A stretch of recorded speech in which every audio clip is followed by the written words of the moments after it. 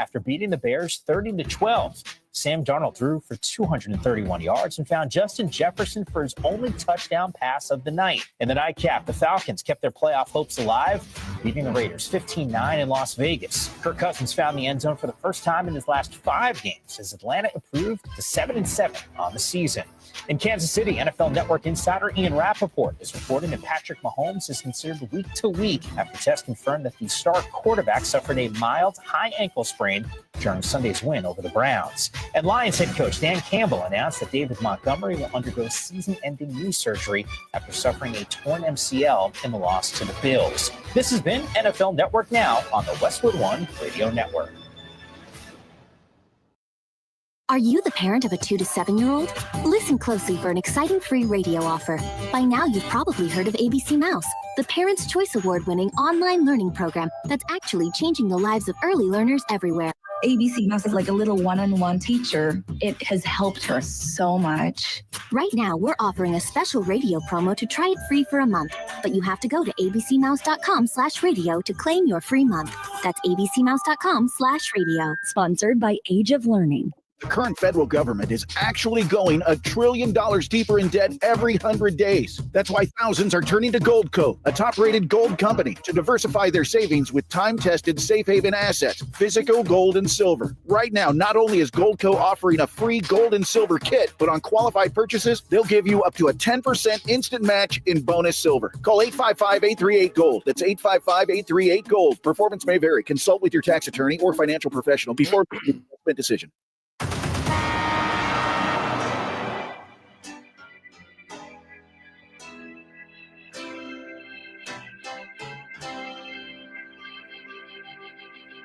Now, from Wichita's most listened to sports radio, 97.5 and 1240 KFH. This is Sports Daily with Jacob Albrecht and Tommy Kester.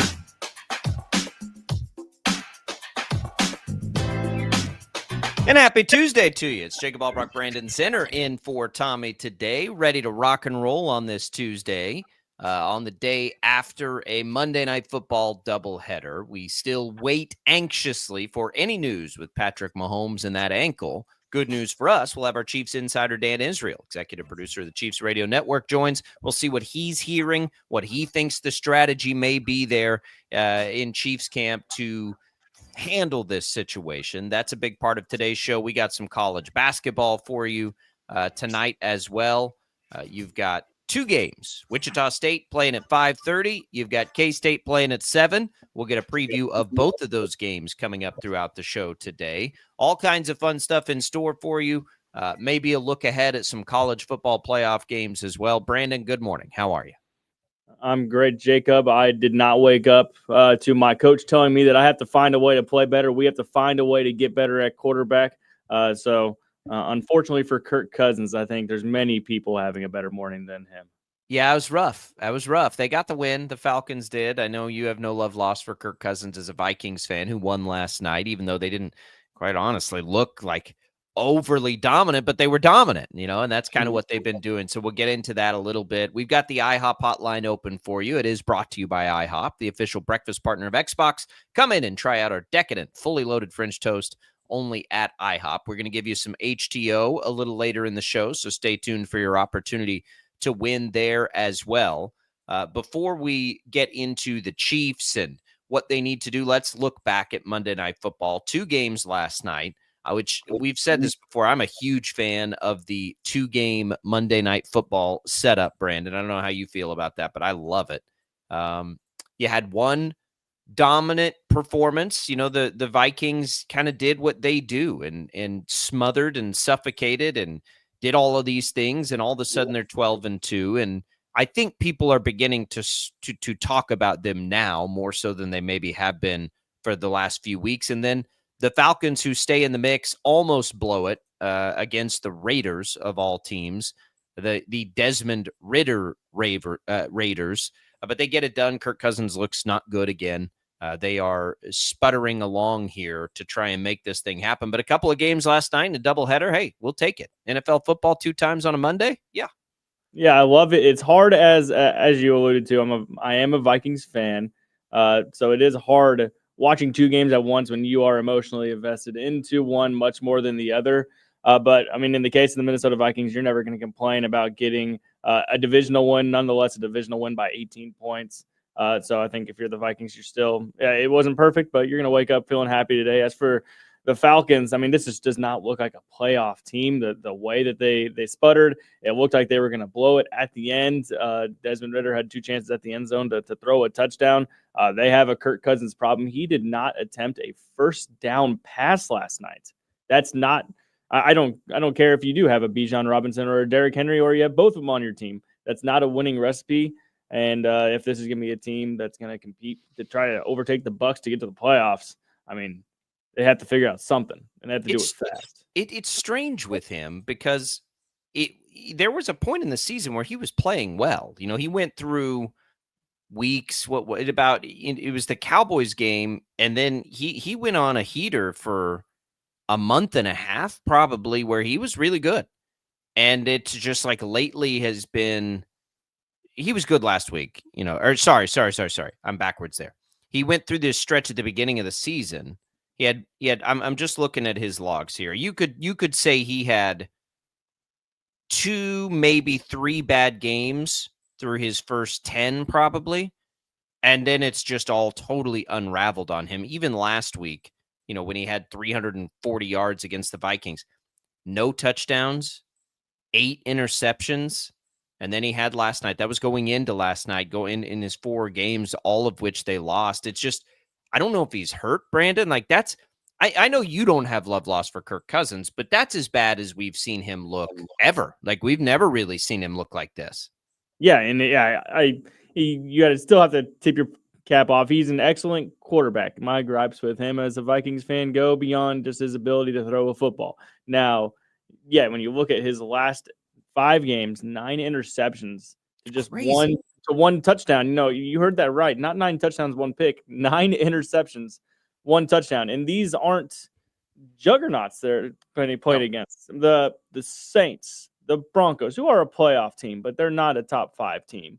You get the Chargers, Vikings, and the Raiders, who, I mean, they got to him 3 times last night. He only threw 17 pass attempts, which tells you where did they feel this Falcons offense was. And their lone touchdown of the night came through the air to Drake London on the opening drive. So, yeah, in all those games as well, under 70% passing, which that's not Kirk Cousins football. So if the Falcons are going to get something turned around, it's got to start with Raheem Morris. They got to get something figured out because at the end of the day, it's not all on Kirk Cousins to get that together.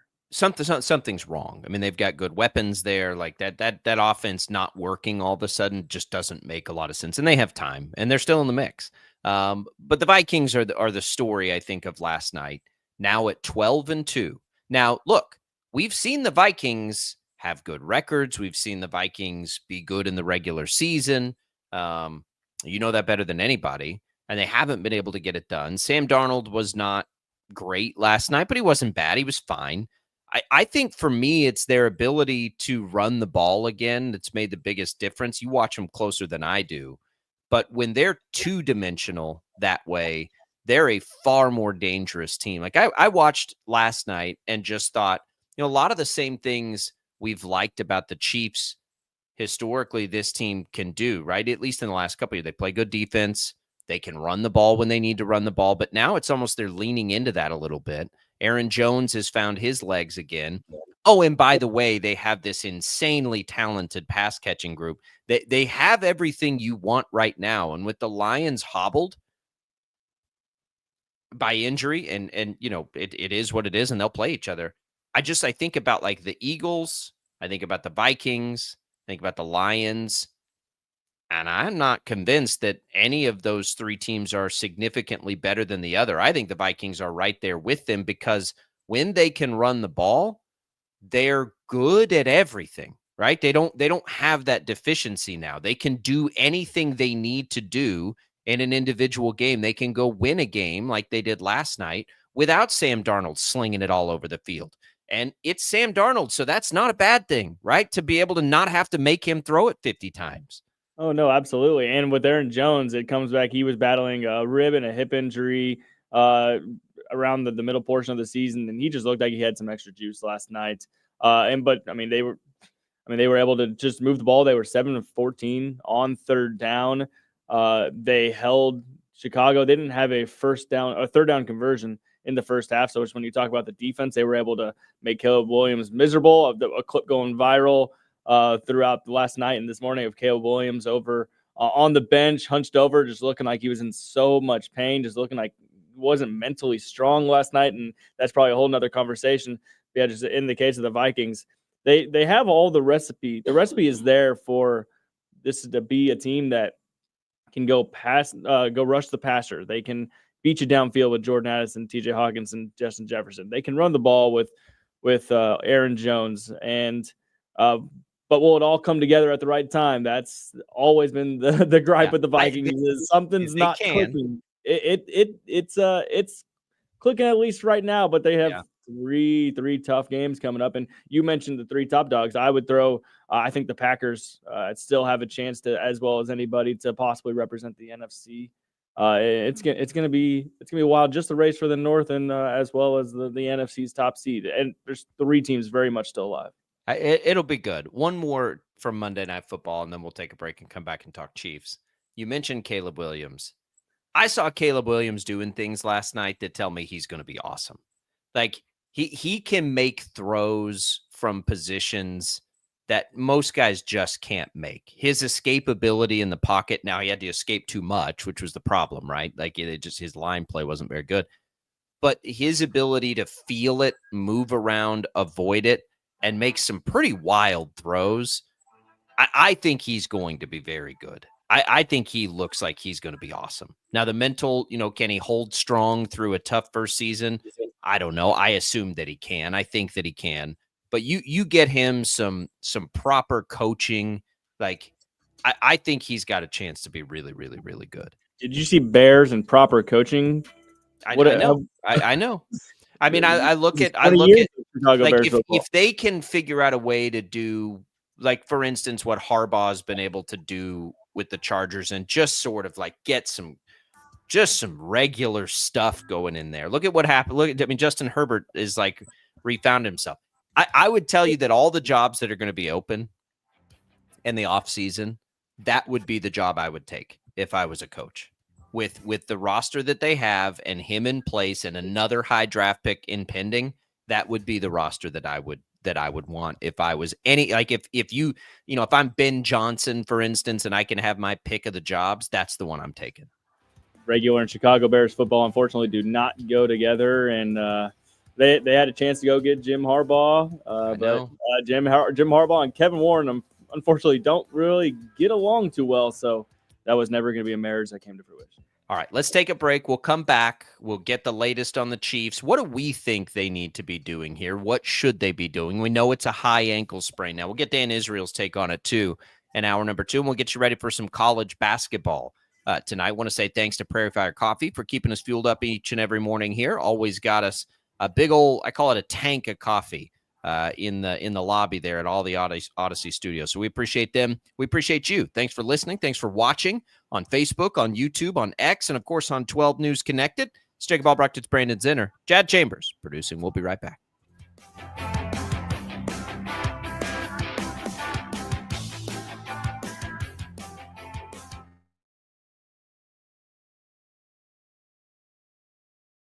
Just because it's 4 o'clock doesn't mean your day's wrapping up. Get the facts first on 12 News at 4.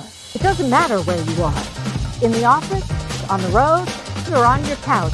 12 News is everywhere, bringing you the story as it happens, catching you up on everything you need to know, and giving you your first look at the next 10 days from Storm Team 12. Watch weekdays on KWCH and KSPW. 12 News at 4. Facts first.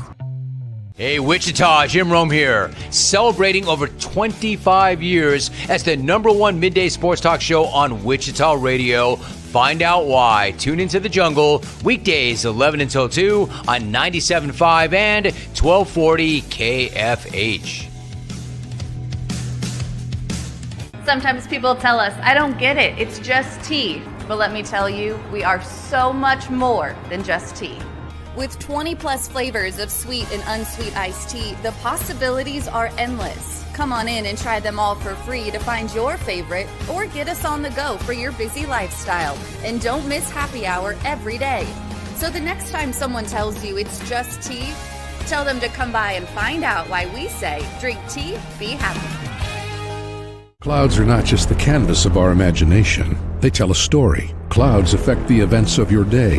Sometimes they growl, sometimes they inspire, but they're always the messengers of nature's mood written in the sky. Storm Team 12 understands the language of clouds. We're dedicated to decoding their message so you know what to expect. Behind every cloud, there is a story waiting to be told. Trust Ross Jansen and Storm Team 12, alerting you first to the impact on your life. When you need help, remember, you're not alone. We are here. We are neighbors. We are together. We are Kansas.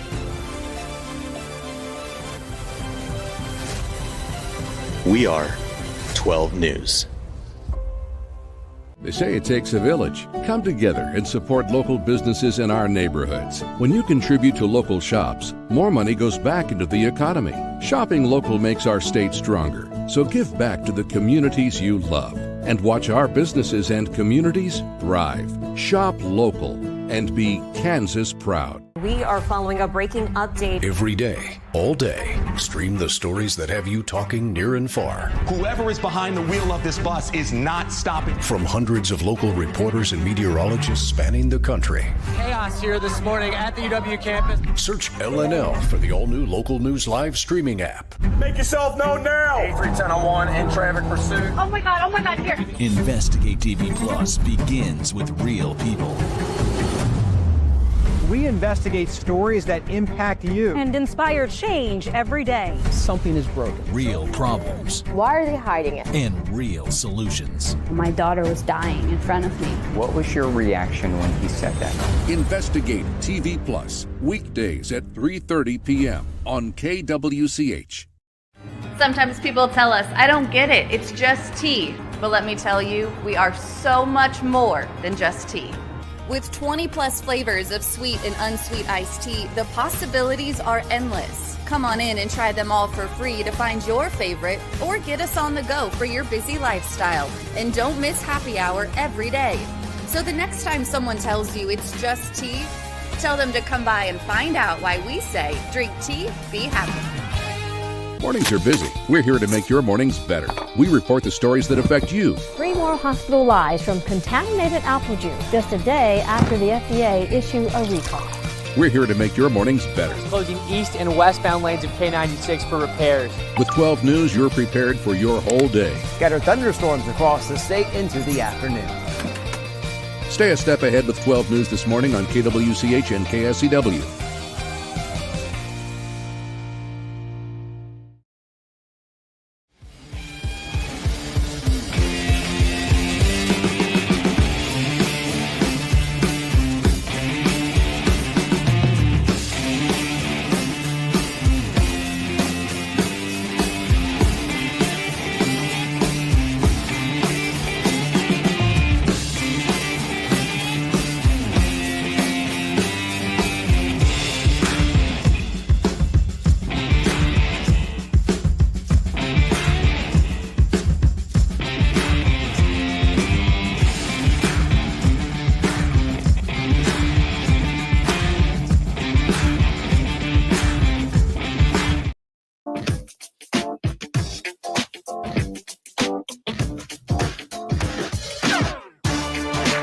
Welcome back in, everybody. It is Sports Daily, and we are glad to be here with you live on this Tuesday morning. Jacob Albrock, Brandon Zinner with you here. Brandon in for Tommy. Glad to be here with you, having some fun. I don't know what's going on out there in the universe. I've lost power twice. Thankfully, the timing there, Brandon, was good. It was during the break, and we got fired back up right before we came on the air here. So if you think I'm just in awe of what Brandon had to say and speechless, there's a chance that we lose power again, and I'll just call in if that happens. I don't know what is happening outside.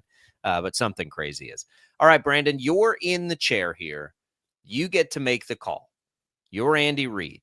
Let's call Patrick Mahomes 70%. He's 70% right now, not 100%, but able to play to some degree.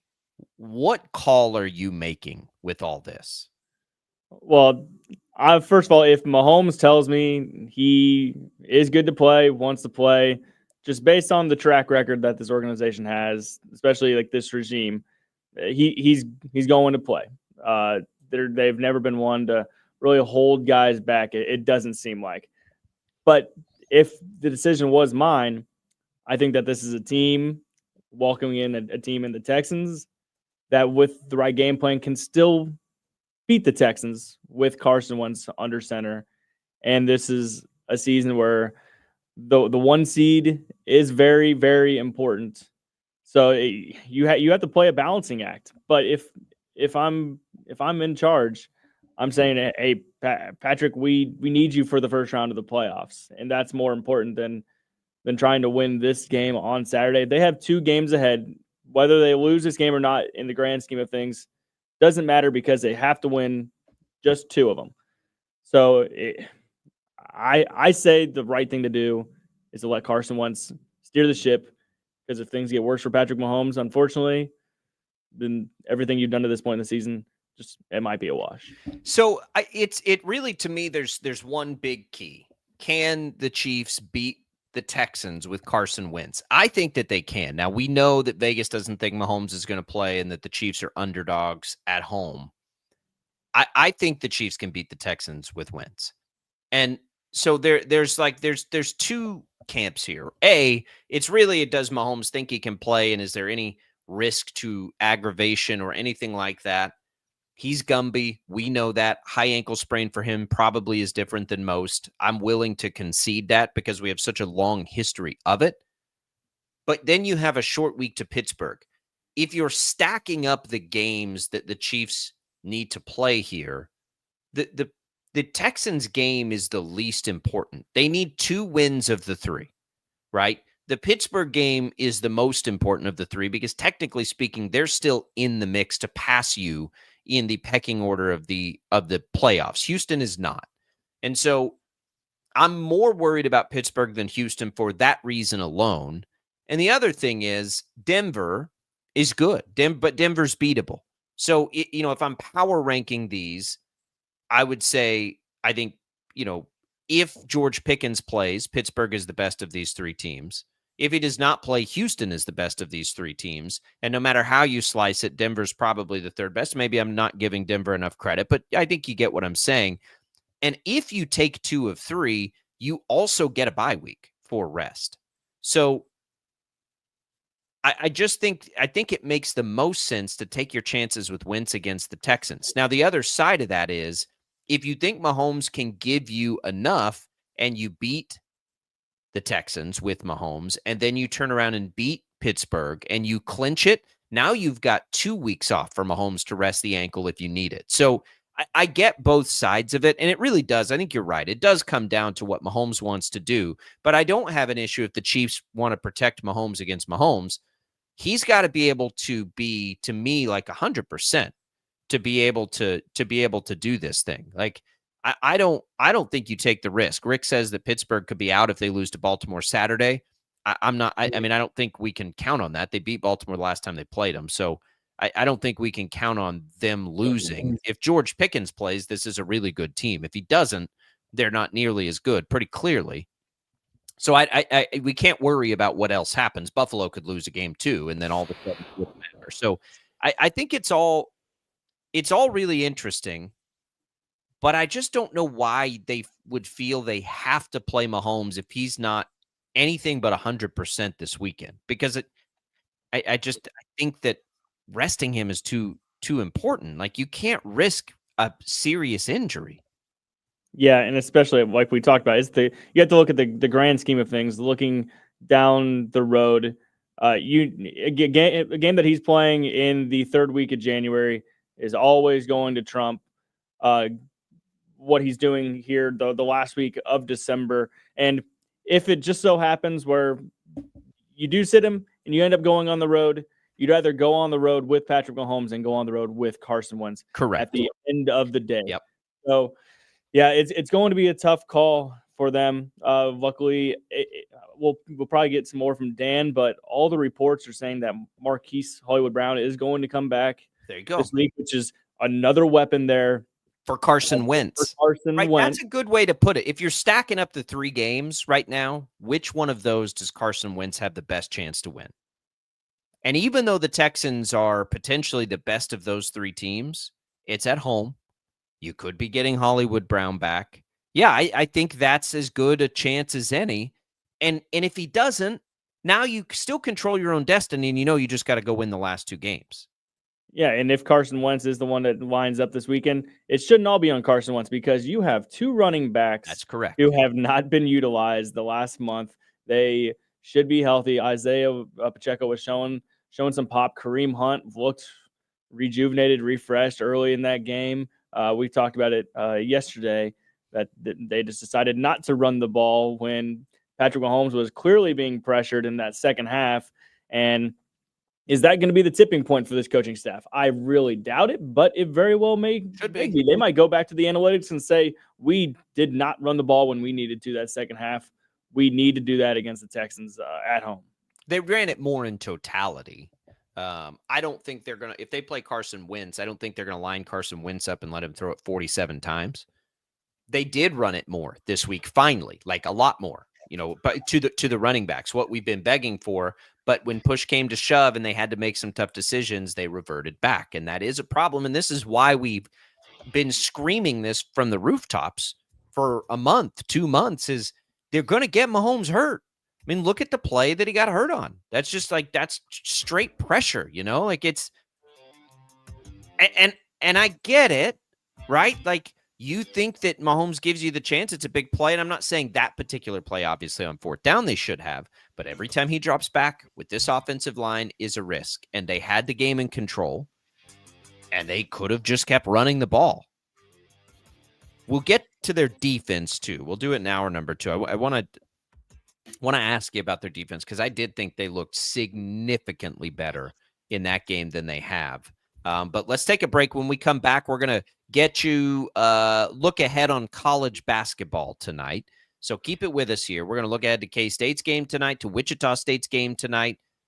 One of those games should be a really, really tough test. So that'll be an interesting one. Brandon's got actually a connection to the opposition, so can probably bring you insight you won't find anywhere else. We'll tell you why that is as we make our way through it here.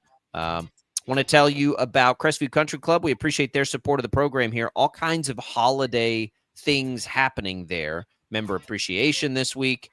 You've got the holiday parties coming up. You got a great restaurant there, and I'm just looking here. The chef's special this week, something pork medallions in a mushroom wine sauce. How about that? All kinds of good stuff there at Crestview. We appreciate their support of the program. Keep it right here. We're coming back. College Hoops Talk next on Sports Daily.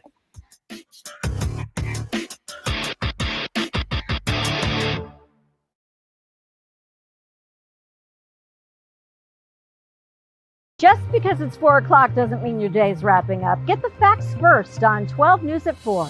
It doesn't matter where you are. In the office, on the road, or on your couch.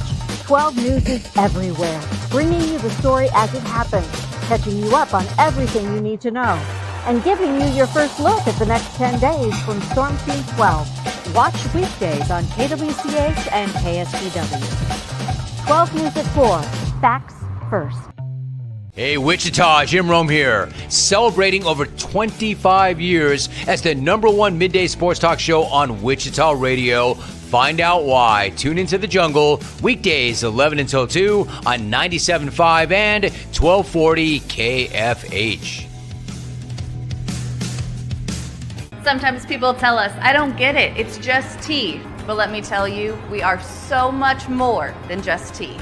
With 20 plus flavors of sweet and unsweet iced tea, the possibilities are endless. Come on in and try them all for free to find your favorite or get us on the go for your busy lifestyle. And don't miss happy hour every day. So the next time someone tells you it's just tea, tell them to come by and find out why we say drink tea, be happy.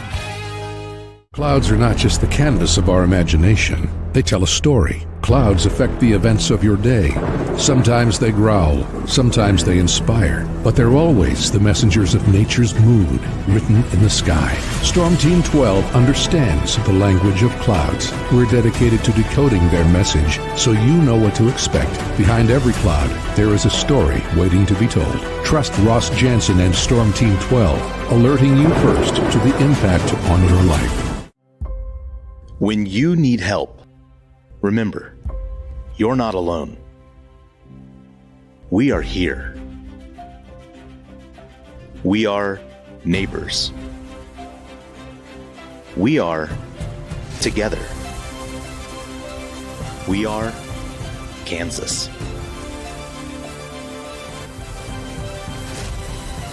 We are 12 News. They say it takes a village. Come together and support local businesses in our neighborhoods. When you contribute to local shops, more money goes back into the economy. Shopping local makes our state stronger. So give back to the communities you love and watch our businesses and communities thrive.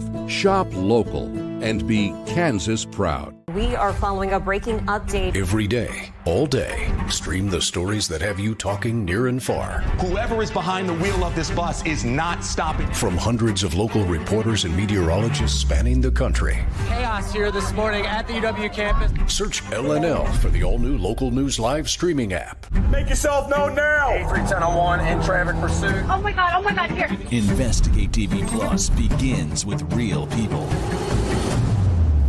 We investigate stories that impact you. And inspire change every day. Something is broken. Real problems Why are they hiding it? and real solutions. My daughter was dying in front of me. What was your reaction when he said that? Investigate TV Plus, weekdays at 3:30 p.m. on KWCH. Sometimes people tell us, I don't get it, it's just tea. But let me tell you, we are so much more than just tea. With 20 plus flavors of sweet and unsweet iced tea, the possibilities are endless. Come on in and try them all for free to find your favorite or get us on the go for your busy lifestyle. And don't miss happy hour every day.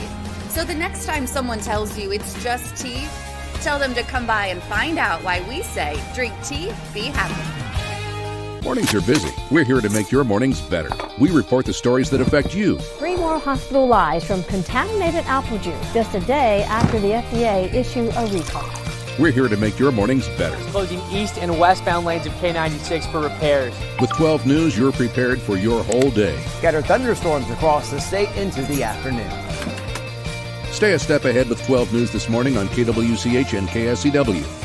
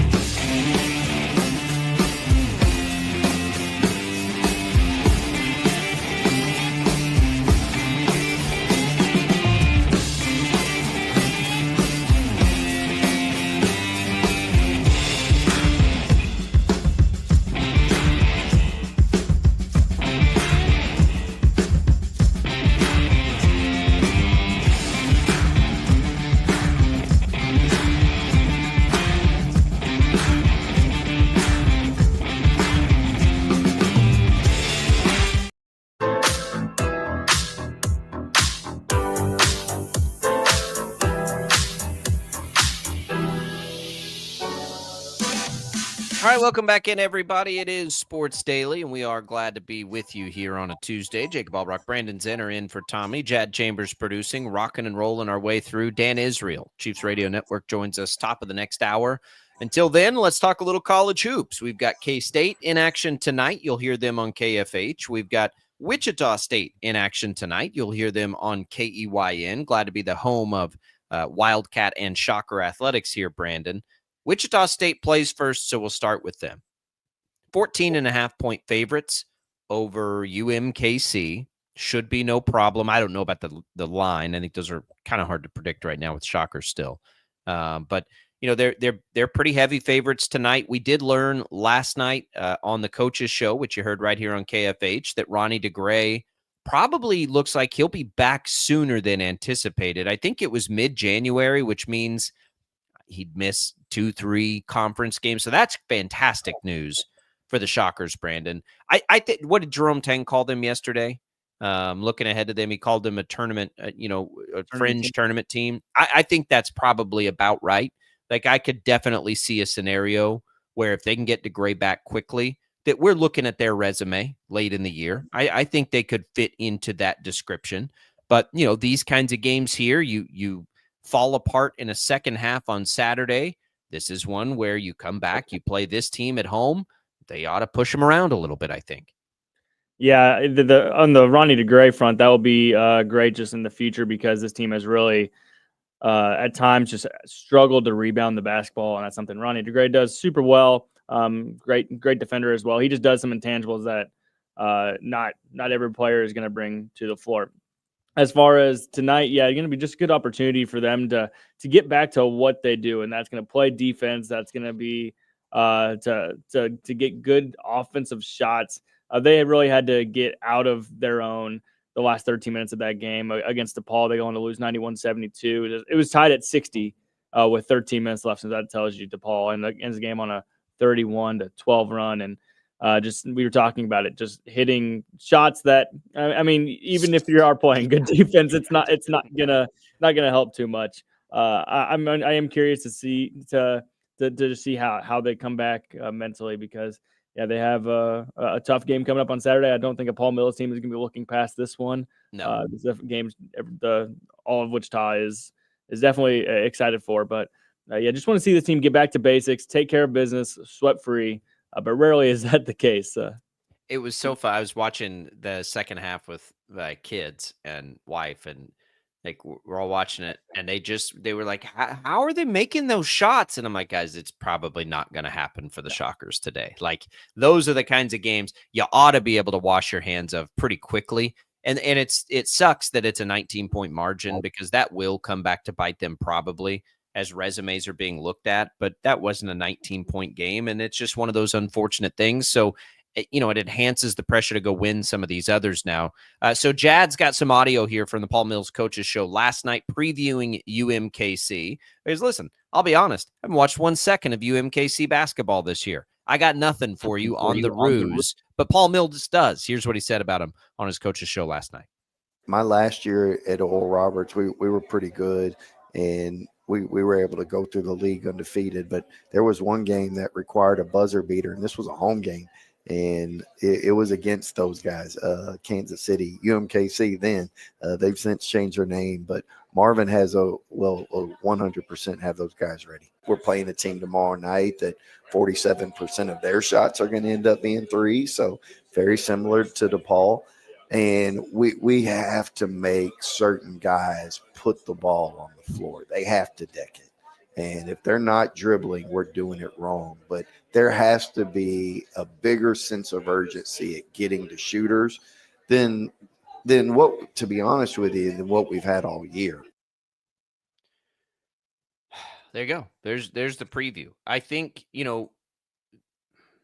this is naive of me to say, but I'll say it anyway. Like, I think there are games where you should just do what you want to do, not what you need to do with the other team. And I know that's stupid, and coaches would say I'm crazy for saying that, but you know what I mean? Like, the perception should at least be in this game. Shockers should just come in and do what they want to do.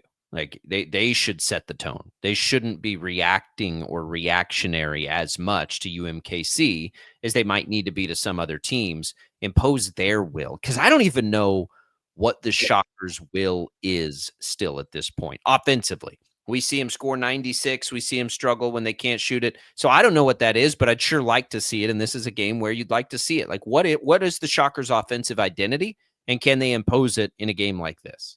Yeah, I think it's going to be a Justin Hill, Quincy Ballard. I think those are the guys you kind of want to see rise to the top, because I think those are going to be the two guys that you can rely on when the tough games do come around. This is I will revert back. I did a story about another team that I covered at a pass market playing Kansas City. I called them UMKC in my story, and I got an email saying we are not UMKC. We are Kansas City, and they were not too happy with me. So we will refer to them as the Kansas City Roos.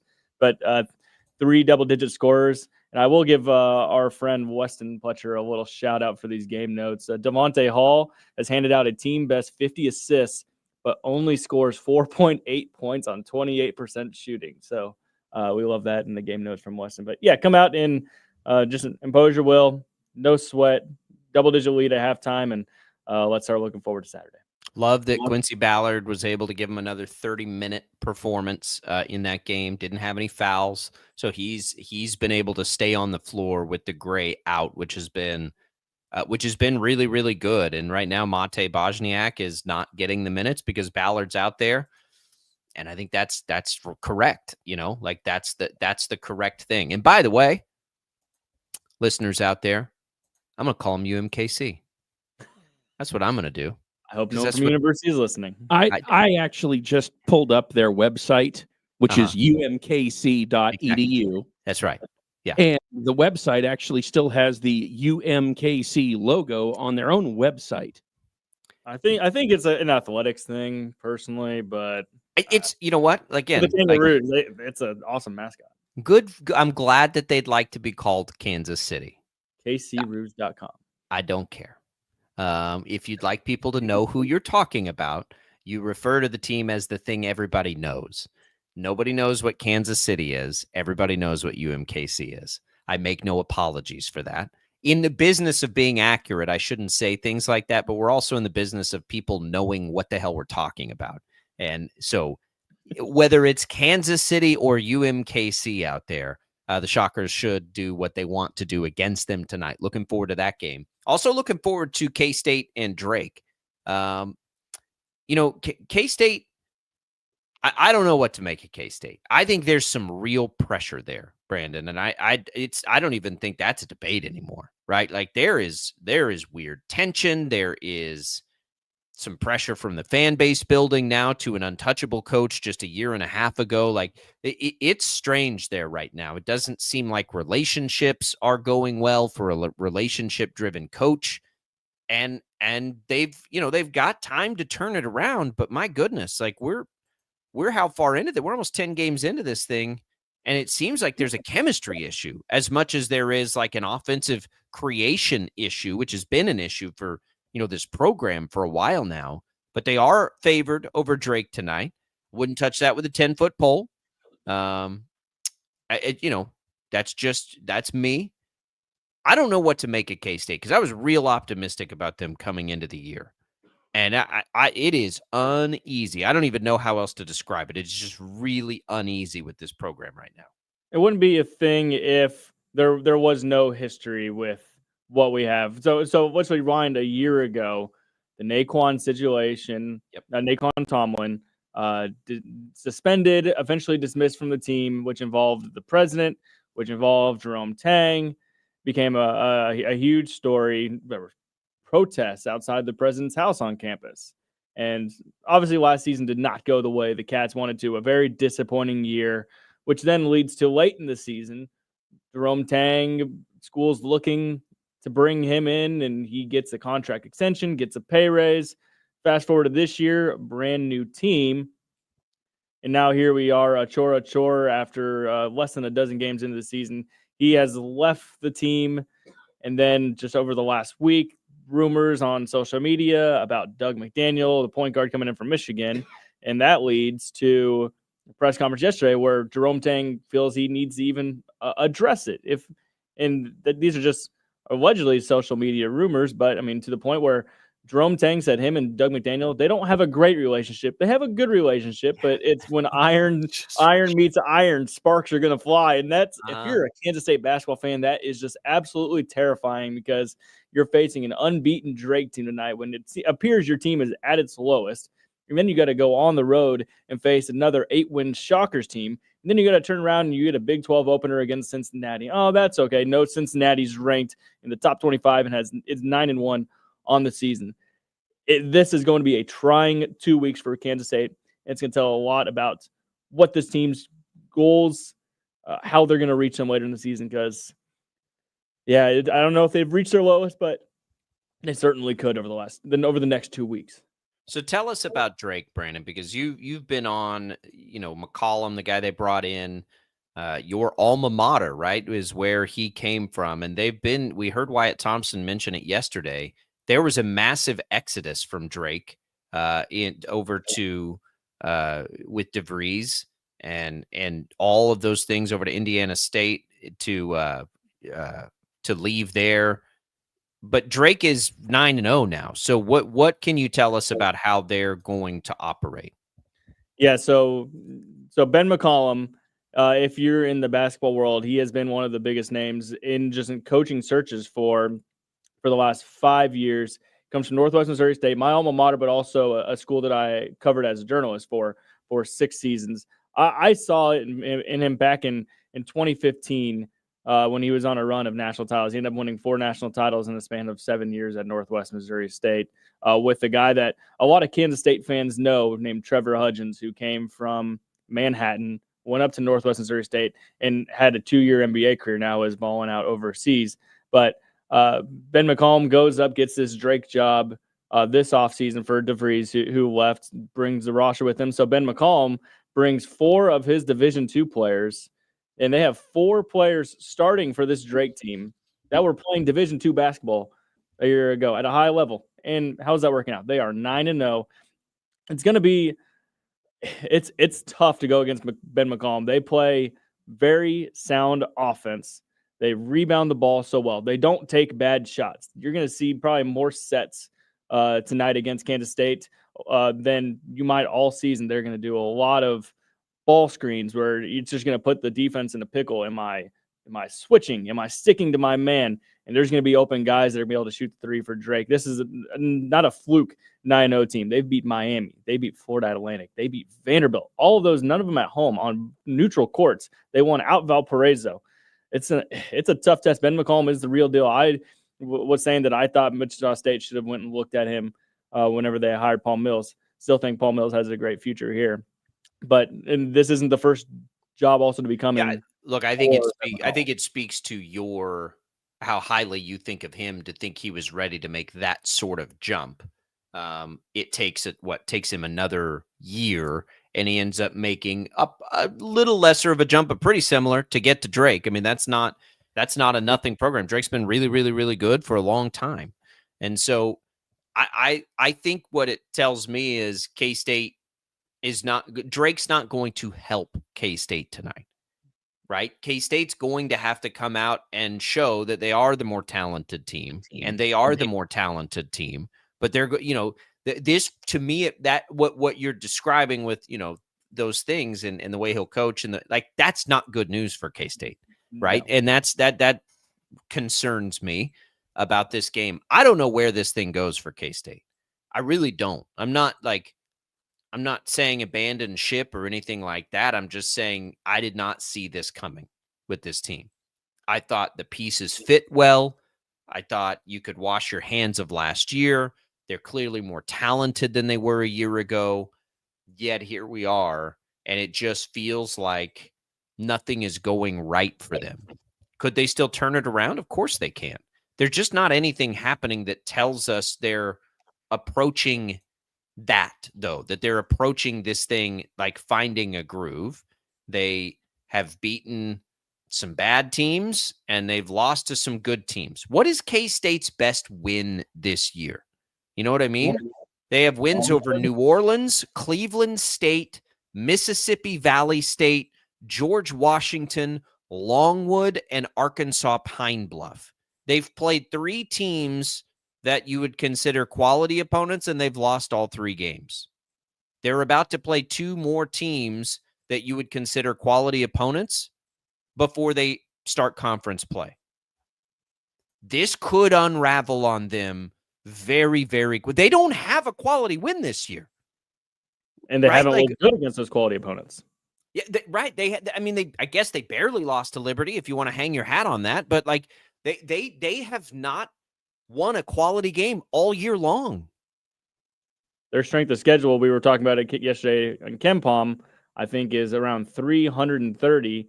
And the teams that they have beat, when you just go look at the metrics, I mean, those teams rank in the bottom 300 of offense and defense combined. There hasn't been anything promising to take away from this. It would be one thing if you're blowing out these teams, but I mean, they're playing overtimes. They are playing couple score games. We still don't know if Coleman Hawkins is going to be able to carry this team. If that's even what this team wants to do. I don't know what the identity of this team is, whether it's one of the Joneses, whether it's Brendan Housen, your favorite player on the planet, I believe. Player, right. Yeah, that's correct. David Gasson or Coleman Hawkins. I don't know what the identity of this team is. Maybe we see it tonight, but it's going to be a tough ask against a Drake team. It's going to be a tough ask, and I want it to work. I really, really, really, really do. I'm very, very, very concerned, though. I got to be honest. This is the perfect game to get it turned around. Perfect game to get it turned around. And look, if you're the Shockers and you get K-State coming up this weekend, they feel gettable, right? They feel gettable. And that's got to be exciting. We got this double-edged sword here with them going head to head. Man, I hate this for K-State, and I really want to see them turn it around. Wichita State, real quick, back to them. We mentioned this yesterday. This was kind of the point where things unraveled on them last year, too. Remember, they got out to that 7-1 start, and I think it went up. Did it go up to 10-1 before things really unraveled, and they only won a handful of games the rest of the way? I think I don't think this team feels that, but I think this fan base does to some degree. It would be, I really, really hope that they can impose their will and get a big win tonight and just look really good, because I think they could have beat DePaul. And I know that sounds crazy with a 19-point margin, but they were leading at halftime. And DePaul all of a sudden just did those weird things. That game on Saturday, Brandon, is fascinating for a lot of reasons. As much as we talk down on this version of Kansas State, in the grand scheme of things, a win over K-State is going to be top 80 in Ken Palm. It's going to be huge for the program. Things unraveled last year. Lost by double digits at Mizzou, lost by double digits downtown to South Dakota State, escaped by Southern Illinois, and then it was bad for a month. Yeah. Let's hope that this isn't the same Shockers team to do that. Yeah. Got to get there first, though. They each play games tonight. Again, you'll hear the Shockers right here on KFH.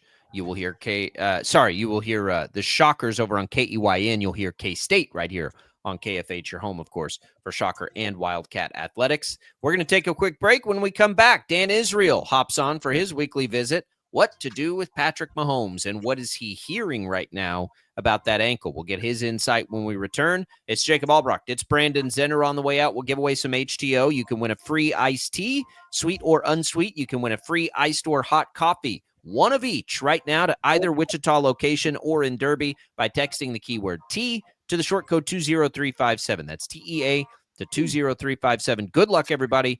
You can enter once per day. Message and data rates apply. We're coming back. Dan Israel joins us next.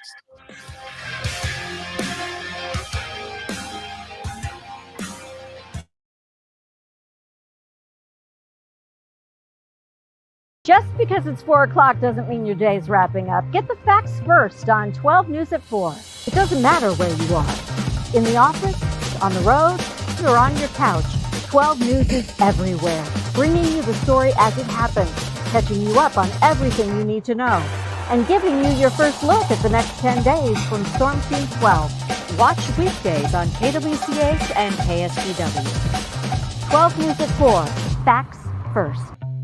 Hey, Wichita, Jim Rome here, celebrating over 25 years as the #1 midday sports talk show on Wichita Radio. Find out why. Tune into The Jungle, weekdays 11 until 2 on 97.5 and 1240 KFH. Sometimes people tell us, I don't get it, it's just tea. But let me tell you, we are so much more than just tea. With 20 plus flavors of sweet and unsweet iced tea, the possibilities are endless. Come on in and try them all for free to find your favorite or get us on the go for your busy lifestyle. And don't miss happy hour every day. So the next time someone tells you it's just tea, tell them to come by and find out why we say drink tea, be happy. Clouds are not just the canvas of our imagination. They tell a story. Clouds affect the events of your day. Sometimes they growl, sometimes they inspire, but they're always the messengers of nature's mood written in the sky. Storm Team 12 understands the language of clouds. We're dedicated to decoding their message so you know what to expect. Behind every cloud, there is a story waiting to be told. Trust Ross Jansen and Storm Team 12, alerting you first to the impact on your life. When you need help, remember, you're not alone. We are here. We are neighbors. We are together. We are Kansas.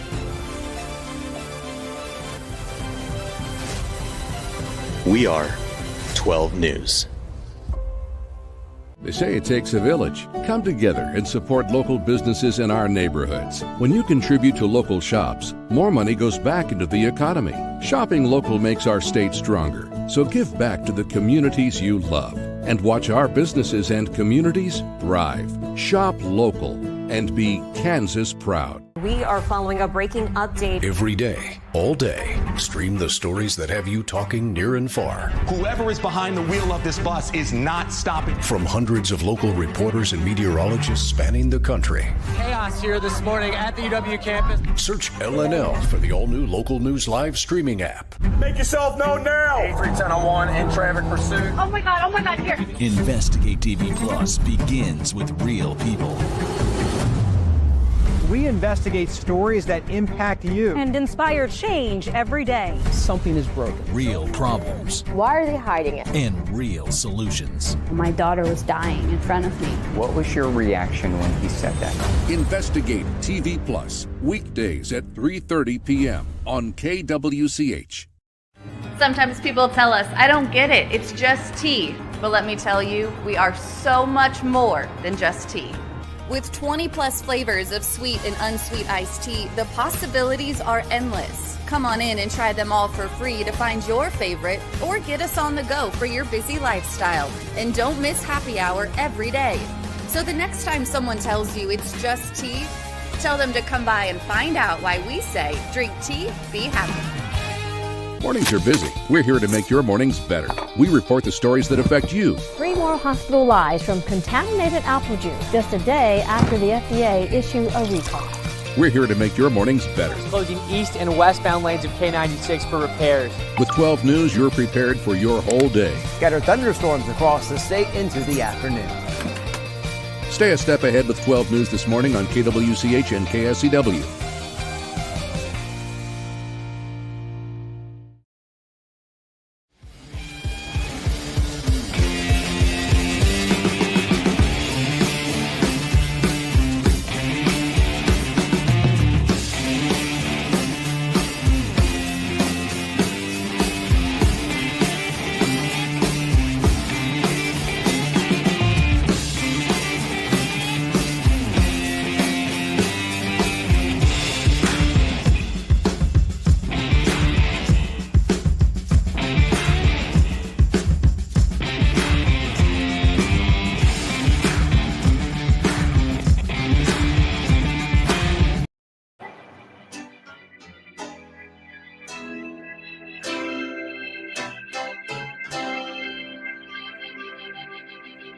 Now, from Wichita's most listened to sports radio, 97.5 and 1240 KFH. This is Sports Daily with Jacob Albrecht and Tommy Kester.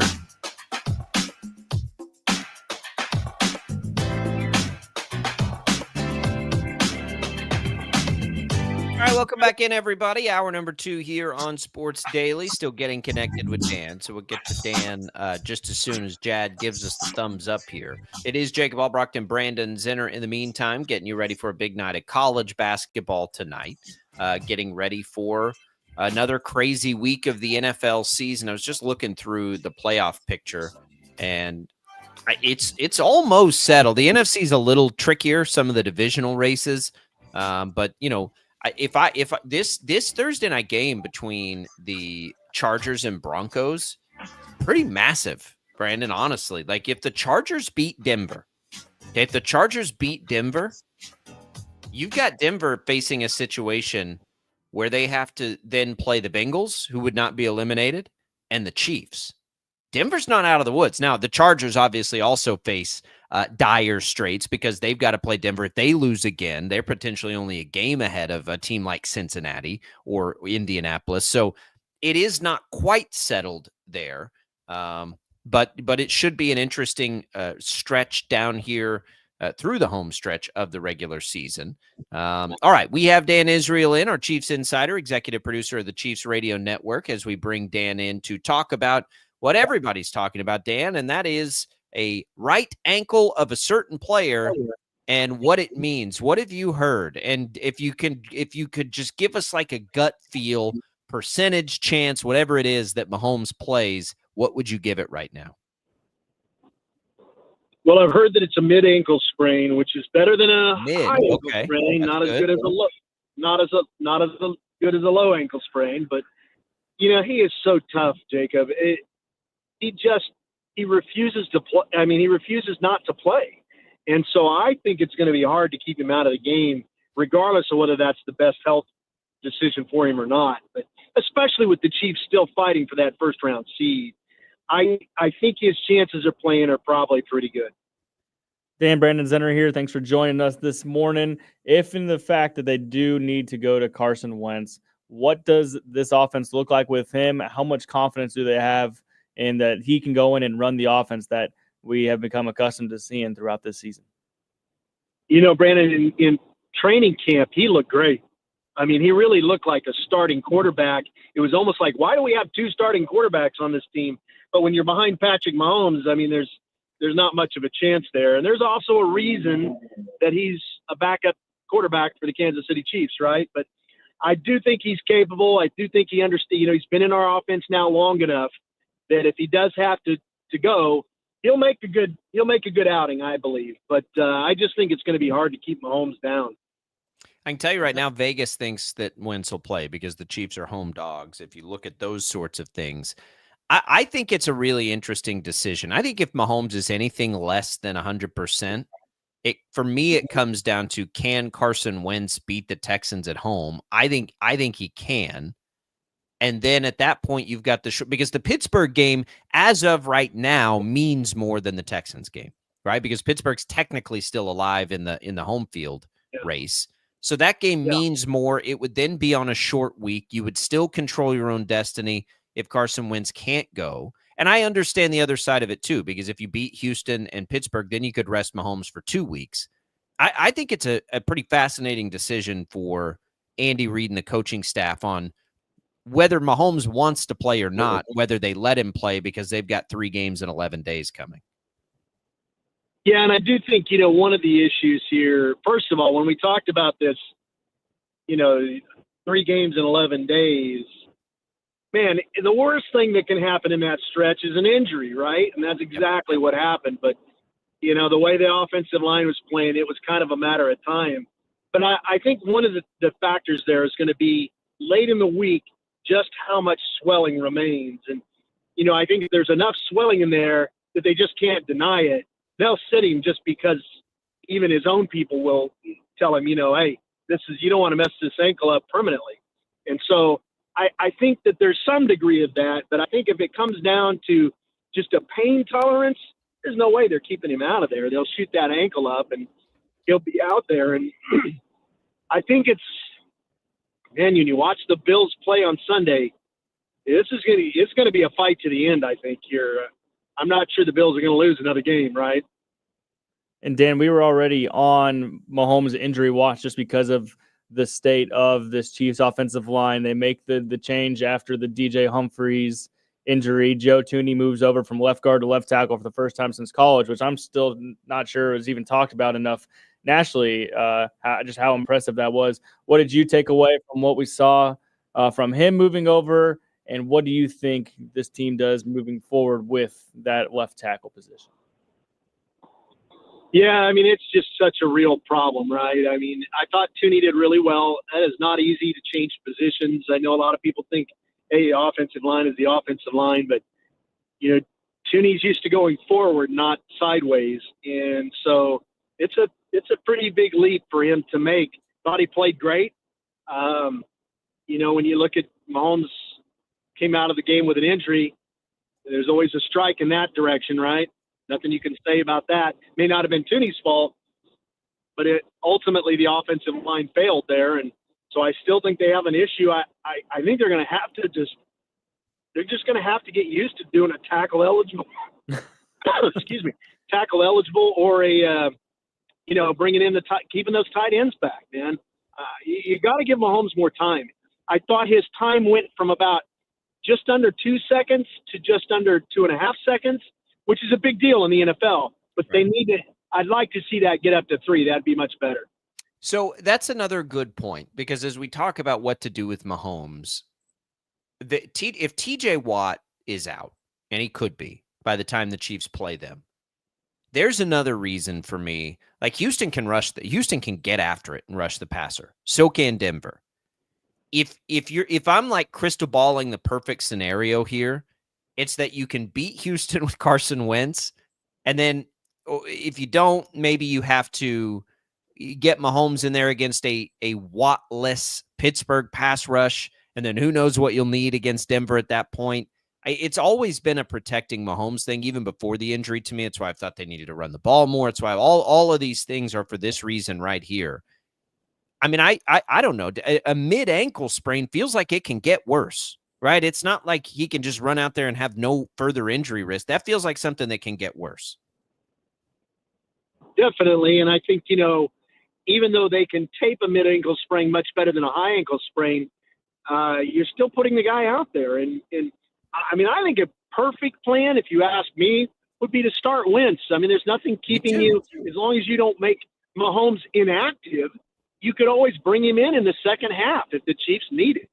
I don't know if they'll do that. I don't know. I know the optics of that may not be that pretty, but I'm with you. I believe they could beat the Texans with Wentz. Look, Wentz looks so good in training camp.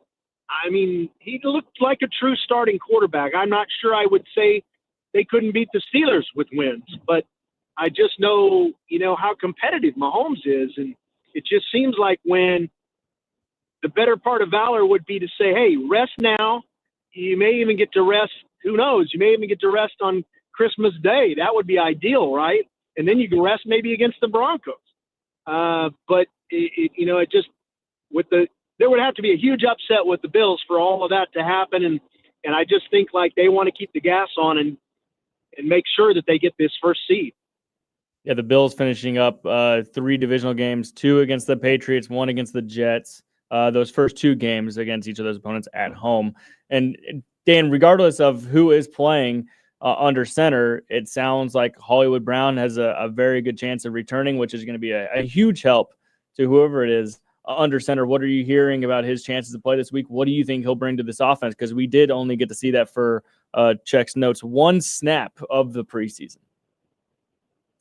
Yeah, Brandon, it's funny. He did a little bit of practicing last week, and it was like he didn't miss a beat. Mahomes and him were still in sync, and I'm excited. I mean, the aspect of that is so unfortunate, this injury, because I really think that it would have been fun to see and for those guys to get a few weeks under their belt before they hit this playoff run. But from all accounts, he's not missing a beat. He should be out there. How much they'll actually use him, especially if Wentz starts, I think you'll see him get some snaps. I mean, it's kind of like when they brought in Hopkins, they were slow at it. They didn't exactly throw him into the mix, but they kind of slowly gave him a play here, a play there. I think they'll do the same with Hollywood Brown. Is the Clyde Edwards-Helaire move yesterday, you think, the big reason why Hollywood is activated and ready to go for this game? Are we reading between the lines too much on that? No, I think that you're exactly right, Jacob. I'm frankly shocked that it's taken this long, to be honest with you, because there just doesn't seem to be much that Clyde Edwards-Helaire can bring to the table at this point, right? I mean, especially Samaje Perine seems to be playing better every week, and we still got Carson Steele in our pocket. So, yeah, I think so. I think he just, there's only so many roster spots, right? And as I alluded to, the Bills, they have the upper hand when you look at the schedule. If Mahomes is healthy, this is already a tough schedule for the Chiefs. When you look at the Texans, you look at the Steelers, and then a road trip to Denver in Week 18. They could be playing for the 6th seed or the 7th seed, which is going to maybe depend whether you're going to Buffalo or you're going to Pittsburgh, possibly in the playoffs. How do you think this all plays out? Where are we seeing the AFC shake up once we enter the playoffs in less than 1 month's time? Yeah, it's funny. It shows the parity of the league, right? I mean, you could end up being 15-2 and the 6th seed or whatever it is.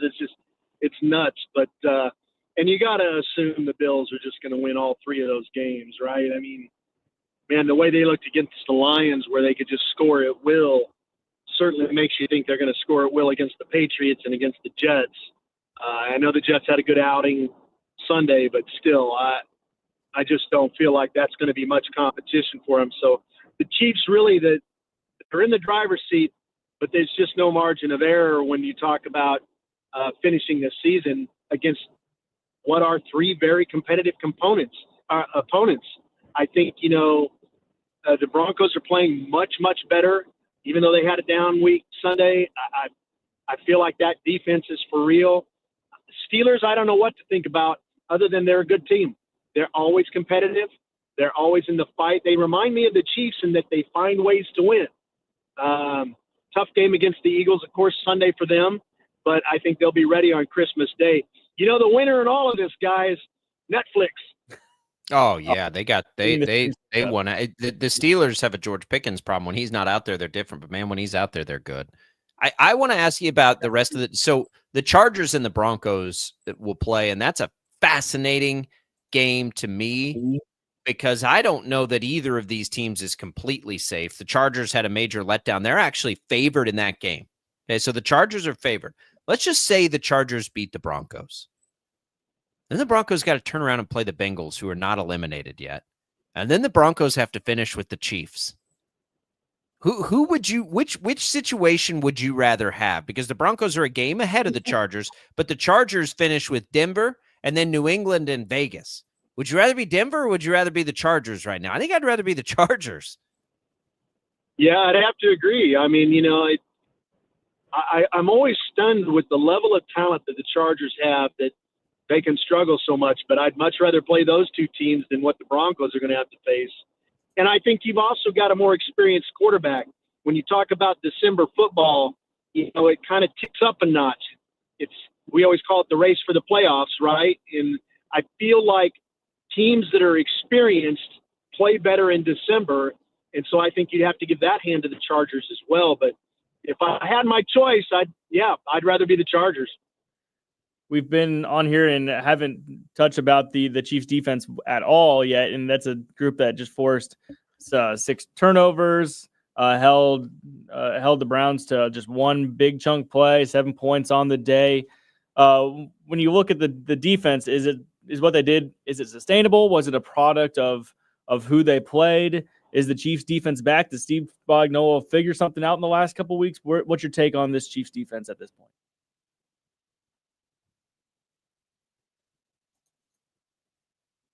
I tell you, the Cleveland Browns just seem to step on themselves every opportunity they were given.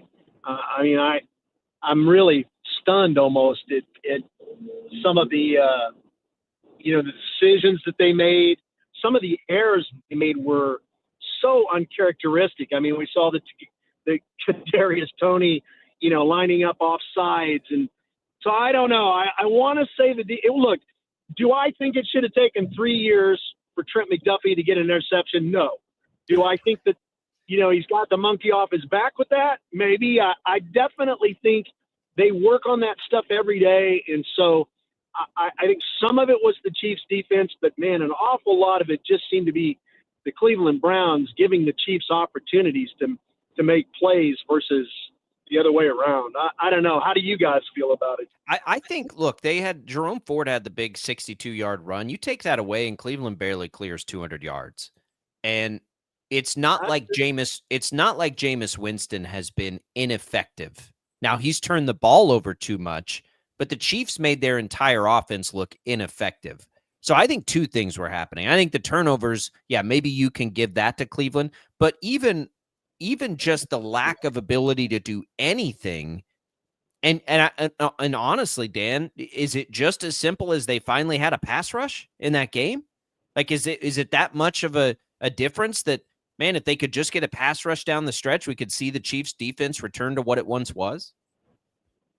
I do think that's the case. I mean, I always believe it starts at the defensive line, and I think Steve Spagnuolo says that quite a bit. So, for them to be able to get, and George Karlaftis was a monster, man. Monster. I'd love to see him play like that every week because he's got that kind of heart, So I think as he increases and he becomes more, a veteran in this league, you might see more of that out of him, and that's a good thing, man. That's a really good thing. But I do feel like the defensive line played extremely well, and that was a huge benefit to the secondary. And to finally, kind of force those guys to cover 4 seconds, not 8 seconds, that's a big deal, right? Just because nobody enjoys picking games based off of kicking matchups like Jacob Hallbrocht. Harrison Butker comes back from injured reserve and misses that field goal. Any worry there in your part? There must have been a worry to some degree. I thought it was interesting because Coach Tobe told us earlier in the week that, Butker wasn't going to kick off, that they were going to leave Justin Reed out there to do that. That to me tells me that they were already concerned about either the strength of his leg, the recovery. I'm not quite sure why they rushed him out there, given that, Matthew Wright was AFC Special Teams Player of the Week. But I have a little bit of concern with that because, again, until he's back to looking like Harrison Butker, and that includes kicking him off through the end zone, I think there's a reason for that. And I just have to wonder why, and if that's just a matter of getting back out there and loosening the thing up, and you got to just go through a week of practice, then I guess we'll see this week. But definitely something to keep your eye on. Special teams has been a factor, and it seems like 75, 80, 90% of these games this season, and Harrison Butker's been a big part of that. So, you don't want to go out there with anything less than your best. Yeah, I can't imagine they rushed him back. They just wouldn't need to. Dan, we appreciate it. You guys get the Saturday game, then a Christmas Day game. It's going to be a wacky schedule for everybody on the network here. Of course, you'll hear all the games over on KNSS. Thanks for calling in. I know it's been a little different on your schedule today, but we appreciate the time, and we'll all be on ankle watch the rest of the week. That's right. My pleasure, guys. Have a good Tuesday. There goes Dan Israel, executive producer of the Chiefs Radio Network. If you missed anything there, if you joined us late, you can, of course, always go back and listen all the time on the Odyssey app. You can download it. The show gets podcasted there. Thousands and thousands of people do that every month. We appreciate everybody who does that every month. All right, let's take a quick break. When we come back, we got a call here on, and I'm glad. Ken's been trying to get us to talk NBA Cup, and we've got Brandon in here. Brandon pays far more attention to this thing than I do. If I count, let's see, how much time have I spent watching the NBA Cup? It'd be 0, and then carrying another 0. It'd be 0. But we'll get Ken's take on it. The Thunder are involved. Of course, we know there's a lot of Thunder fans in this part of the world, and get Brandon's take. He's paying more attention to this stuff this time of year than I am. So we'll come back. We'll have that. Hang with us, Ken. We'll get your calls. The IHOP hotline is back open the rest of the way. It is brought to you by IHOP, the official breakfast partner of Xbox. Come in, try the decadent, fully loaded French toast only at IHOP. We'll hit that next when we return on Sports Daily. Don't go away.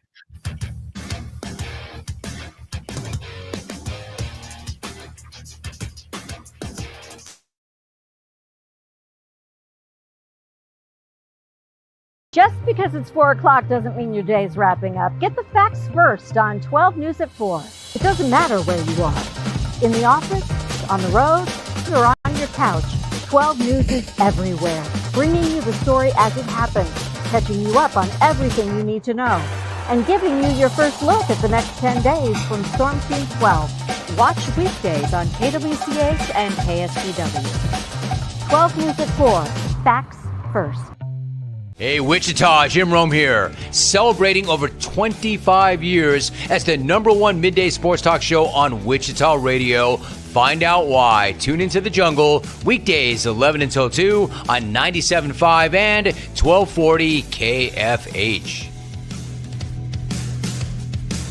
Sometimes people tell us, I don't get it, it's just tea. But let me tell you, we are so much more than just tea.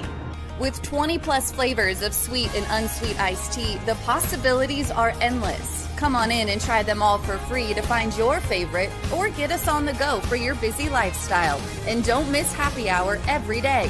So the next time someone tells you it's just tea, tell them to come by and find out why we say, drink tea, be happy. Clouds are not just the canvas of our imagination. They tell a story. Clouds affect the events of your day. Sometimes they growl, sometimes they inspire, but they're always the messengers of nature's mood written in the sky. Storm Team 12 understands the language of clouds. We're dedicated to decoding their message so you know what to expect. Behind every cloud, there is a story waiting to be told. Trust Ross Jansen and Storm Team 12, alerting you first to the impact on your life. When you need help, remember, you're not alone. We are here. We are neighbors. We are together. We are Kansas.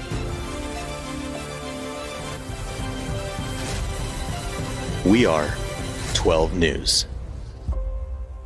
They say it takes a village. Come together and support local businesses in our neighborhoods. When you contribute to local shops, more money goes back into the economy. Shopping local makes our state stronger. So give back to the communities you love and watch our businesses and communities thrive. Shop local and be Kansas proud. We are following a breaking update. Every day, all day, stream the stories that have you talking near and far. Whoever is behind the wheel of this bus is not stopping. From hundreds of local reporters and meteorologists spanning the country. Chaos here this morning at the UW campus. Search LNL for the all-new Local News Live streaming app. Make yourself known now. 310-01 in traffic pursuit. Oh my God, here. Investigate TV Plus begins with real people.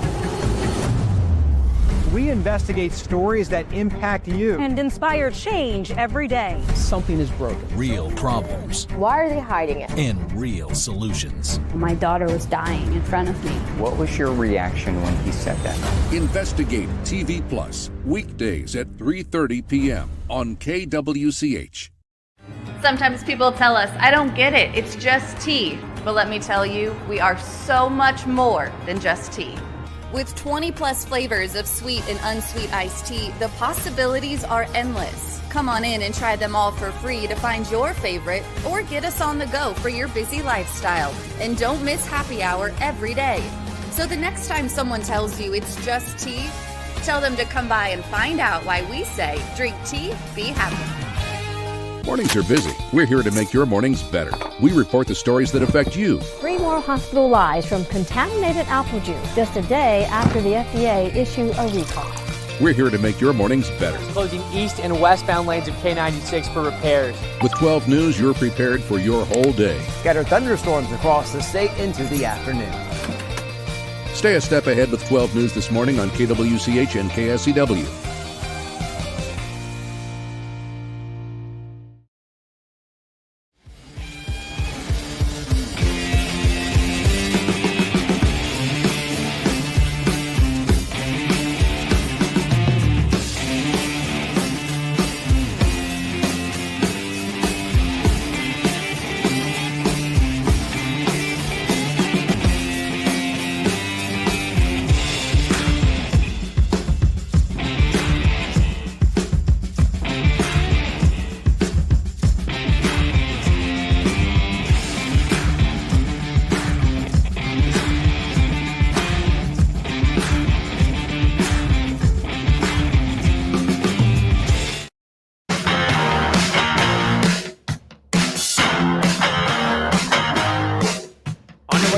Want to keep listening to Sports Daily even after you park the car with the Odyssey app and Odyssey.com? You can. Just download the app or visit Odyssey.com. Search for KFH.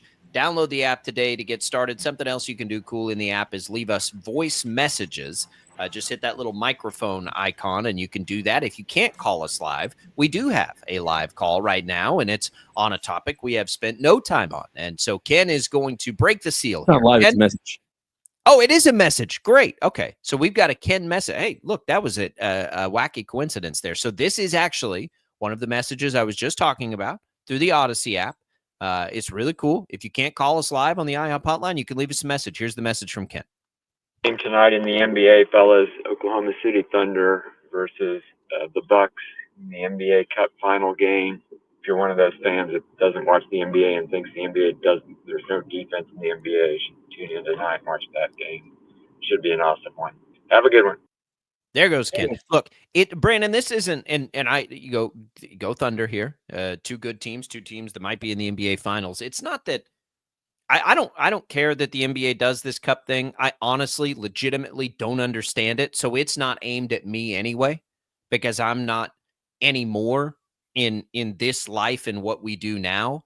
I spend far more time and energy with college basketball than I do the NBA. It was not that way before I moved to this part of the world a decade ago. I was far more into the NBA than college basketball. So, life has dictated that I appropriate my resources in different ways. I don't understand the NBA Cup. I don't get it. I'm not a soccer guy. So there's nothing to really compare it to for me. So, it's like if you played bowl games in the middle of the season, I guess. I don't know. I don't even know what to do. But I do know these are two good teams that are going to play hard tonight. And, I'm just not, I'll lock into the NBA much later in the season. So I really don't have a lot on it. I'm glad the Thunder are in it, I guess. Yeah, I'd be lying. You said you've watched 0 minutes of the NBA. Even I'm a huge Timberwolves fan. They have an exciting team, and I think I've watched 20 minutes of the NBA this year. I still follow along. I know you and me are playing in a hotly contested fantasy basketball matchup. That's correct.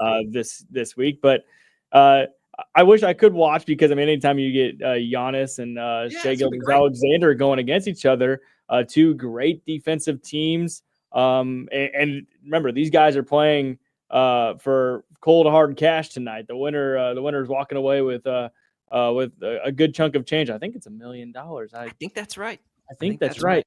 I'll be in Kansas City covering the Kansas State Wildcats tonight. So the second best show on TV this evening. But no, it's gonna be fun. I'm excited to follow along. It's just like this cup thing. Again, I don't want to come in and pile on it because it's not for me anyway. I think that happens a lot, right? Like you hear, most people are probably like us this time of year. We're still all in on football, right? We've got the college playoffs coming. We've got the NFL and fever pitch. For us, you've got college basketball now right in the swing of things. I just don't have time for it. So what my thoughts on the NBA Cup aren't really that relevant. I want to know what diehard NBA people think of it, right? What people who watch the season, don't miss a game, whatever it is, this interruption of the regular season. That's who I would want to hear from. I just don't think there are that many people out there, especially not in non-NBA cities. And I know Oklahoma City's right down the road, but unless you're caught up in it regularly, it almost feels like you just kind of take a break. We all look at it. They play on goofy looking courts, don't really understand what's happening. You and I are trying to set fantasy basketball lineups because we're in this insane league where, whatever, it all combines it. And I don't even know, I'm like, who's playing? I don't even know who's playing right now. So go Thunder. There you go, Ken. I'm with you. I'm glad that they're bringing you the enjoyment here with this NBA Cup. Most of us don't know what it is, if we're being honest, and I don't have any shame in saying that because I 100% think it's true. I think it's true for sure. Speaking of other sports not in the news, I'm just seeing this morning. Major League Baseball is not shying away from rule changes. They did a big old set of them, and it has been wildly successful for them. Rob Manfred comes out and concedes that inning requirements for starters aren't going to solve injury issues. And none of these things are things that are going to go out. There's kind of like the golden bat thing. I think he's just like throwing a bunch of stuff at the wall. But they're talking about, it sounds like some roster changing where they could, get guys, call an extra player up. They're trying to keep pitchers from being hurt. And I don't think looking at that is the wrong thing to do, Brad. I think what you do with starters is important because they are getting hurt. The Tommy John bug is not going away. Yeah, I mean, we've seen why not take any step toward just prolonging these guys' careers, making sure that they get a chance to stay as healthy as long as possible. We saw the NFL just do this with the emergency quarterback rule that was on trial last year, and then now they still have. I still don't even know what the rule is regarding the third quarterback. Are they a member of 50? It's a whole weird situation, but I mean, the MLB, if they are going to continue to look toward possible rule changes, especially if it benefits pitchers, not them executing in game, but just keeping them healthy long in the season. That we play fantasy baseball as well. It's hard to know when these guys are going to get scratched or whatnot. I'm all for it. Yeah, and look, Manfred wants to make starters pitch a certain length into a game, which I do think could be wild. I'm generally okay with most of these ideas. I don't think that one has enough of a payoff to make a fundamental change like that, because and I don't know all the intricacies of it, but you don't want to see somebody get shelled for that long. I'd like to see starters pitch deeper into a game too. I think it makes the game better.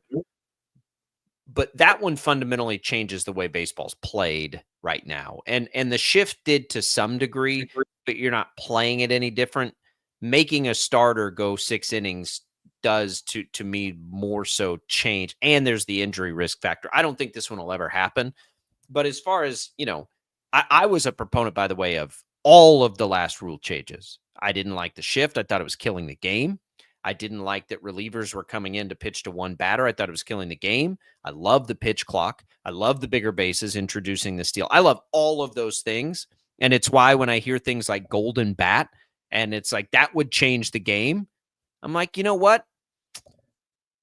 I don't love it, but I also don't hate it. And I think the good thing for baseball is they can always test this stuff in the minor leagues. Exactly. Go to one of the leagues and test it. See what it does. See how it's received. I can tell you this, and this is what I said about this rule change. I can tell you this with certainty. If you are a fan watching a game, whether it's on television or in the stands, that experience would enhance your viewing experience. I don't care what you say. I don't care. We can sit here and say it changes the game, and it does. But you cannot convince me that if the Royals if they were, down 2, got their first 2 on and could pull Bobby Witt Jr. up whenever they wanted, that would not make you more excited as a fan. Because I think we'd all be lying if we didn't admit that. Whether it's needed or not is a different discussion. But it would make the end of games more exciting. I don't think there's any question about that. So therefore, okay, send it down to the minor leagues and let's see what happens. Yeah, that whole rule change is fascinating. I hate it just on the surface because it just feels like you're entering a cheat code on a video game. And sure, yeah, this guy gets a free. But then I think that would be one where when it is implemented and you see it in action for the first time, I mean, it's excited. It would be electric. Would I rather see Kyle Isbell or Bobby Witt Jr. down 2 with the bases loaded and 2 outs in the 7th inning of a big game in September? I mean, that's electric. The pitching one, there is still strategy to some of these teams, especially like these smaller market teams where they don't have the pitching depth, where they want to use a starter and go 1 inning. And then, I mean, there is strategy to all of this. So I don't agree with that one as much. The golden at bat thing, it just sounds absolutely ridiculous, but it sounds electric as well. Sign me up. But and again, I'd want to see it first. But anytime that I go to, that's crazy, it would change the game too much, I hate it, I have to stop myself and say, okay, hang on a second here. What do you think basketball fans and NBA fans thought when they said, you know what, let's draw a line out on the court and anything behind that line is worth 3 points? You want to talk about changing a game. And is there anybody in the world who doesn't think the three-point shot made basketball better? Right? So other sports forever have changed their rules to make the game more exciting for the fan since the beginning of time. Baseball has always been the most resistant to that. And now finally they aren't. And I do not think it's a coincidence that we have seen massive growth in television ratings, in attendance, and all the things that have been happening in a positive way for baseball. Like, you either adapt or you die, right? And so what matters to very old school baseball fans is not what's going to take you into the future and keep you relevant. So at some point, you just kind of have to be like, sorry, guys, like, we just got to do it, right? Just like the 3-point shot. And maybe they'll make a 4-point shot and we'll all go, you can't do that. You can't make a 4-point shot. Yeah. Or adding college football playoff teams. And, no, you can't do that. It'll take away from the regular season, or it won't. And it'll actually make the regular season better. Did it make conference championship games better? Probably not, but it made the regular season a lot better. Just don't be so afraid of change. Just open mind. Baseball can test this in the minor leagues. We're going to have balls and strikes, robot umpires. That's all coming. They can test it, and it'll all make the game better. I don't know if the Golden Bat will make the game better, by the way, but I'm at least willing to entertain the idea of it. Rick says, by the way, speaking of those pitcher injuries, it's because they're throwing 100 miles an hour. Some of these older guys pitch deep into a game. You use Maddox and Glavine as an example. I'll use Randy Johnson and Nolan Ryan as an example where I don't think it's quite that simple. I do think that has an impact. There's no question.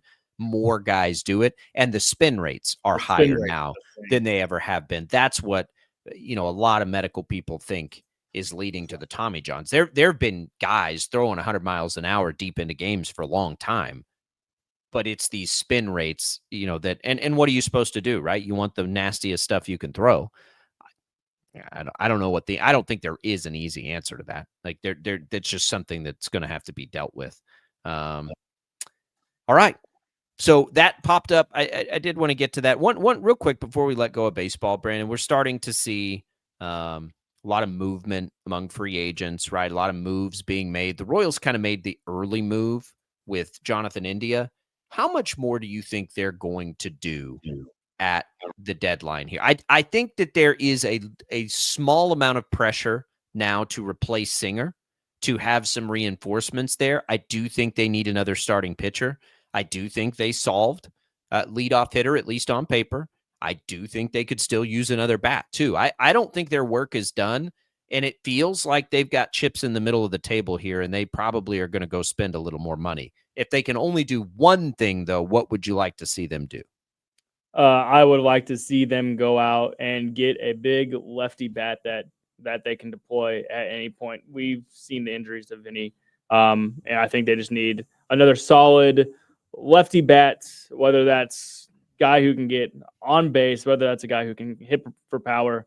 They just need more of that. And you said deadline. Is there a deadline in baseball? No one does free agency worse than baseball. Juan Soto got announced during Sunday Night Football. Yeah, that's a whole nother conversation. Shouldn't have done that. But yeah, the Royals, the offense let them down late in the season. Just acquire as many bats as you can and avoid that late season collapse. See, I'd go the opposite way. Right now, to me, the priority has to be to replace Singer in the rotation. The whole reason I wouldn't say I'm skeptical of the Singer trade. I don't mind the idea of it, but I'm a lot more happy about it if they replace Singer in the rotation. What I don't think the Royals can do is take this massive strength they had a year ago, this thing that propelled them back to the postseason, which was the depth and the strength of its starting pitching, take away from that and not replace it. Let me put it this way. Brady Singer had, I believe, a higher WAR than Jonathan India for a reason, right? Like, you can't have questions there, because that is what ultimately still should, now with Waka coming back and basically the whole staff coming back, that's what should still be the strength of the team. Don't let it become a detriment. Will they be as fortunate with health in the rotation as they were a year ago? Unlikely, right? They need a little depth. I'd love to see that. I don't think Lorenzen's signed anywhere, has he? No, not yet. I would love to see them bring Lorenzen back. They say they want to try Bubic in the rotation. Okay, that means you lose one of the real critical pieces of your bullpen if you do that, though. So I actually think they need to attack pitching right now. I think bats are there far more often and plentiful for what they need out of a bat by the end of this thing. And they'll be able to, I don't want to call it a scrap heap. That's probably not fair, but there'll be more options there. If they're going to get a pitcher, they need to get aggressive and go make sure they get a pitcher, because I do think that the hole left in the rotation by Singer is a significant thing that the team will need to address. Maybe they get replacement value through Daniel Lynch or maybe, but we've been waiting on those guys. We've been waiting on those guys to be starting pitchers for a very long time, and they haven't been. White is coming back from injury. A guy they signed last offseason. They're optimistic about him, but that will remain to be seen. And he hadn't pitched in 2 years, so I think that's leaving too much up to chance. Let's get some reinforcements in there one way or the other. And if you are going to use all these guys and these bullpen guys and try to then go get somebody in the bullpen, right? Don't take away from that either, because that throughout the year that was the biggest issue last year. All right. So we'll keep watching the baseball trade deadline. It has cooled a little bit since the winter meetings are over. There will be some other splashy players signed that the Royals will not be involved in, and then we'll probably see the trickle down and their real work can begin. All right, let's take a quick break. When we come back, we'll continue the conversations here on a Tuesday. Don't forget you got college basketball coming tonight, both the Shockers and K-State playing. Looking forward to both of those games for a lot of different reasons, quite frankly. But we'll get into all of it as we make our way through. Last full segment coming. It's Albrock. It's Zenner. Chad Chambers producing. We'll be right back.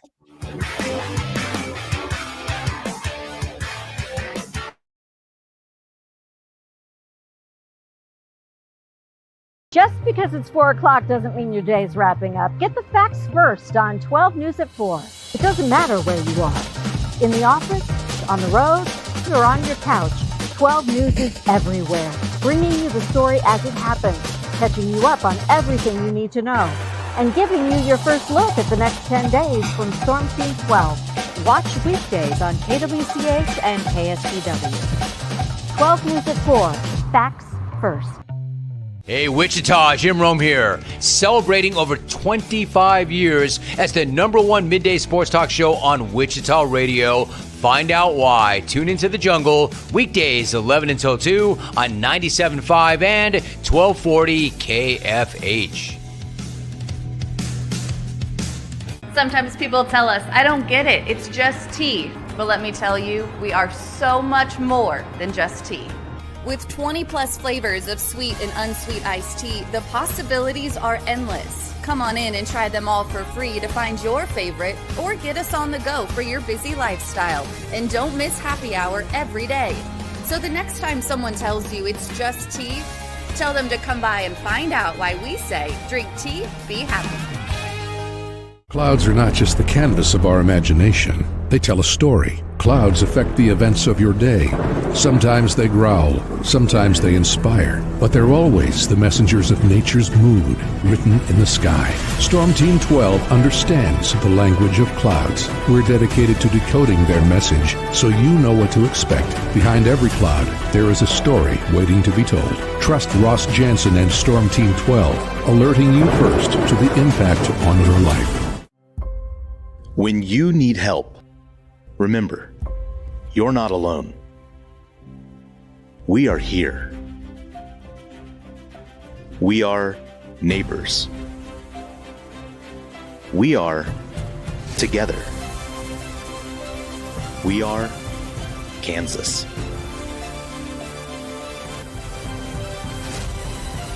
We are 12 News.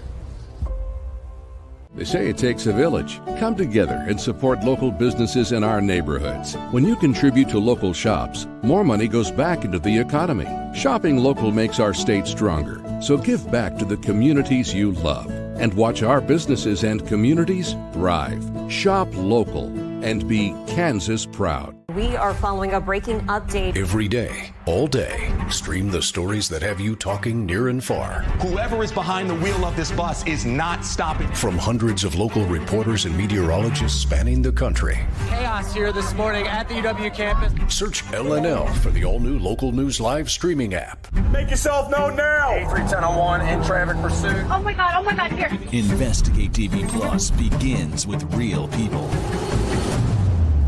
We investigate stories that impact you. And inspire change every day. Something is broken. Real problems Why are they hiding it? and real solutions. My daughter was dying in front of me. What was your reaction when he said that? Investigate TV Plus, weekdays at 3:30 p.m. on KWCH. Sometimes people tell us, I don't get it, it's just tea. But let me tell you, we are so much more than just tea. With 20 plus flavors of sweet and unsweet iced tea, the possibilities are endless. Come on in and try them all for free to find your favorite or get us on the go for your busy lifestyle. And don't miss happy hour every day. So the next time someone tells you it's just tea, tell them to come by and find out why we say drink tea, be happy. Mornings are busy. We're here to make your mornings better. We report the stories that affect you. 3 more hospital lies from contaminated apple juice just a day after the FDA issue a recall. We're here to make your mornings better. Closing east and westbound lanes of K96 for repairs. With 12 News, you're prepared for your whole day. Scattered thunderstorms across the state into the afternoon. Stay a step ahead with 12 News this morning on KWCH and KSCW.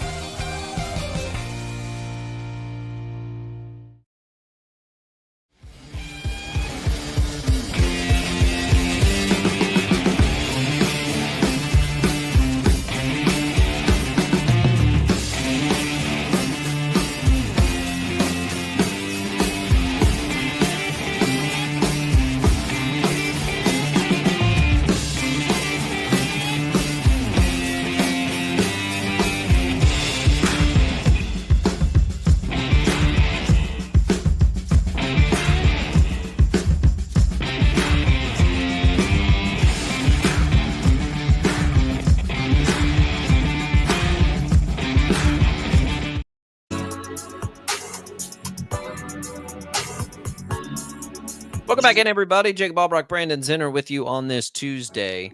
Something we were kicking around the sports office at KWCH yesterday, and I've been thinking about this a lot, not because it's a hot topic or, trendy. It's just like watching Travis Kelce now, I am beginning to wonder if this is it for him. I think physically, the last 2 seasons, you've seen him age a little bit as far as like sports aging.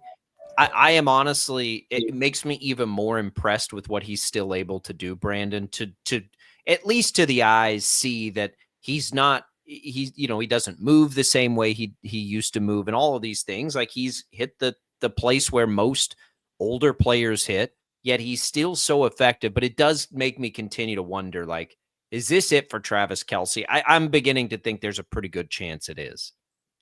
Yeah, he clearly doesn't have the same step as he did. He's still really good after the catch. He can obviously still carve up a defense as good as just about anybody out there. But it's evident how much the Chiefs have got Noah Gray involved. You can see flashes of Travis in Noah a little bit just with how he's able to find space and whatnot. Kelce does seem like he has just a little less patience on the field. I don't know about you. You can see a little bit more frustration, annoyance. Yeah, I think that goes back to last year. I think it's, what it reminds me of is Jason Witten. Late in his career, because Jason Witten played like forever, right? And late in his career, he just kept it going without any explosive. It was like all brains for Witten down the stretch there. He always found holes in the defense, and he always was the safety net for whoever was the Cowboys quarterback. And Kelce is not to that level yet. Kelsey's still got a whole lot more left in the tank than Witten did by the time he finally decided to step away. But it does remind me that a little bit, and I mean that as a compliment. Like the ability to, even when you're physically not where you once were, because the only other time we really see this is at quarterback. Right? Like that's the only other time in football where your athleticism can leave you, but you still be wildly effective. Quarterback is the only place on the field I can remember that being a factor, like that being possible, except for a couple of guys and like Witten or Kelsey or Tony Gonzalez back in the day, like guys that have been able to stretch it out and just be exactly what the offense needs, exactly when it needs it. And it blows me away, honestly, that they're able to do that when it does appear to the eye that physically they don't have what they once did. Yeah, and in the Kelsey debate, or not debate, just discussion, what more does he have to give to the game? He's a first ballot Hall of Famer. He could be the greatest tight end of all time, one of the best pass catchers of all time. He is on the brink of possibly winning a 4th Super Bowl. Would be, if they get it done, it'll be the three-peat. He has so much going on outside of football, obviously other ventures and interests, just even away from his dating with Taylor Swift. I mean, from Hollywood to a wildly successful podcast. How much more does he want to balance everything? What more does he have to give? Those are going to be questions that are raised over the next. And look, if he wants to play forever, you let him play forever because he's still effective, right? And so that happens too sometimes. Like, what more do you have to give? What more did Tom Brady have to give? And he decided to go play in Tampa and win another Super Bowl, right? Sometimes you just don't want to step away. And I'm totally fine with that. If that's what, I mean, there aren't very many people who have loved football as much as Travis Kelce loves football.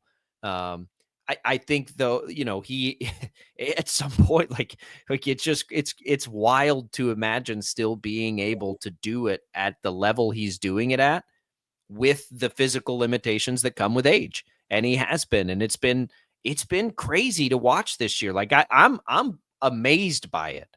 Not like, oh, he's losing his I'm just like, how is he still able to do this when he so clearly is not the same athlete he was a couple of years ago? That's how I take it. Just wild that he can still do it. And quite frankly, I hope he plays forever. He's one of the, he's one of the great players all time to watch, one of the great characters of the NFL right now. We were talking about that yesterday. I wanted to squeeze that in here before we let everybody go. All right, we're going to take one more break. We're going to come back. We'll tell you exactly how you can listen to the college basketball tonight and put a bow on this Tuesday. It's all Brockton Zinner, Jad Chambers producing, and we'll be right back.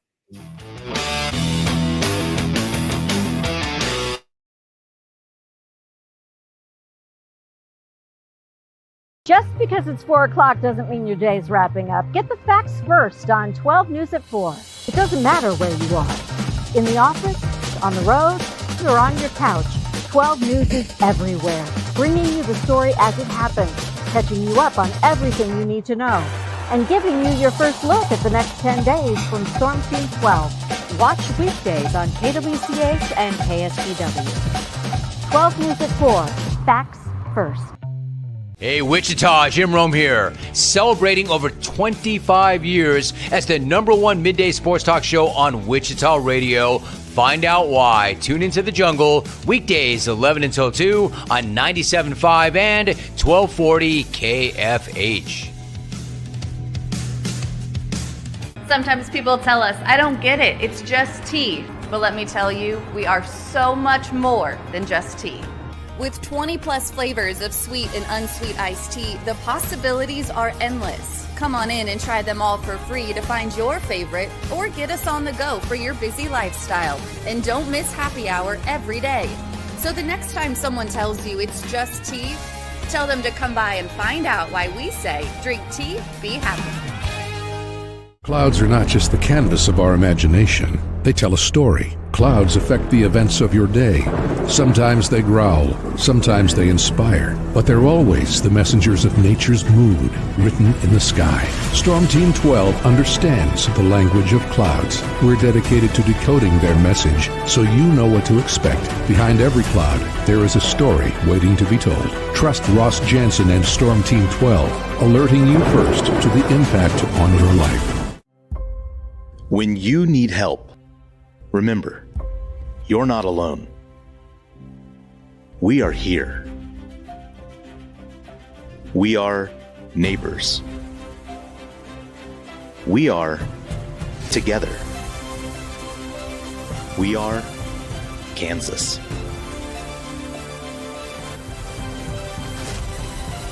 We are 12 News.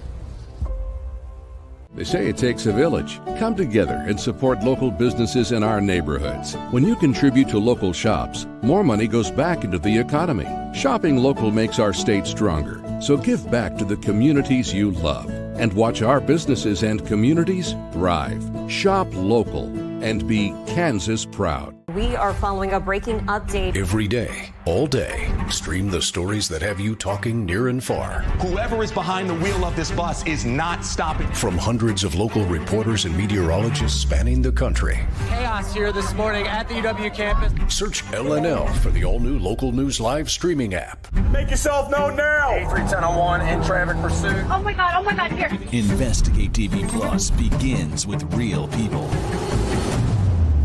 We investigate stories that impact you. And inspire change every day. Something is broken. Real problems Why are they hiding it? and real solutions. My daughter was dying in front of me. What was your reaction when he said that? Investigate TV Plus, weekdays at 3:30 p.m. on KWCH. Sometimes people tell us, I don't get it, it's just tea. But let me tell you, we are so much more than just tea. With 20 plus flavors of sweet and unsweet iced tea, the possibilities are endless. Come on in and try them all for free to find your favorite or get us on the go for your busy lifestyle. And don't miss happy hour every day.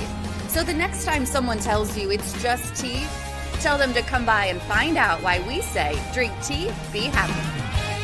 Mornings are busy. We're here to make your mornings better. We report the stories that affect you. 3 more hospital lies from contaminated apple juice just a day after the FDA issue a recall. We're here to make your mornings better. Closing east and westbound lanes of K96 for repairs. With 12 News, you're prepared for your whole day. Scattered thunderstorms across the state into the afternoon.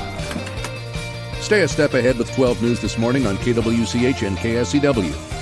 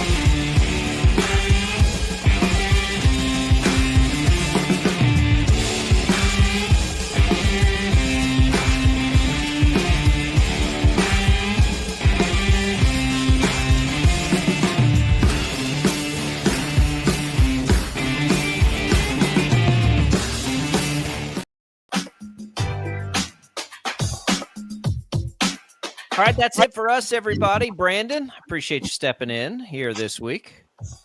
Yeah, fun times. I'll be in Kansas City covering the Cats tonight, so make sure to follow along. Tune in to 12 News tonight for Brandon's coverage of K-State. We'll have some of that at 6 o'clock for you, getting you ready for that game. You'll hear that game right here on KFH, home of K-State Athletics. You'll hear the Shockers game. Coverage begins at 5:30 over on KEYN. You've also got the Chiefs Kingdom show here at 6 o'clock tonight as well. For Jad, for Brandon, I'm Jacob. Thanks for tuning in all the different ways you do. We'll see you tomorrow.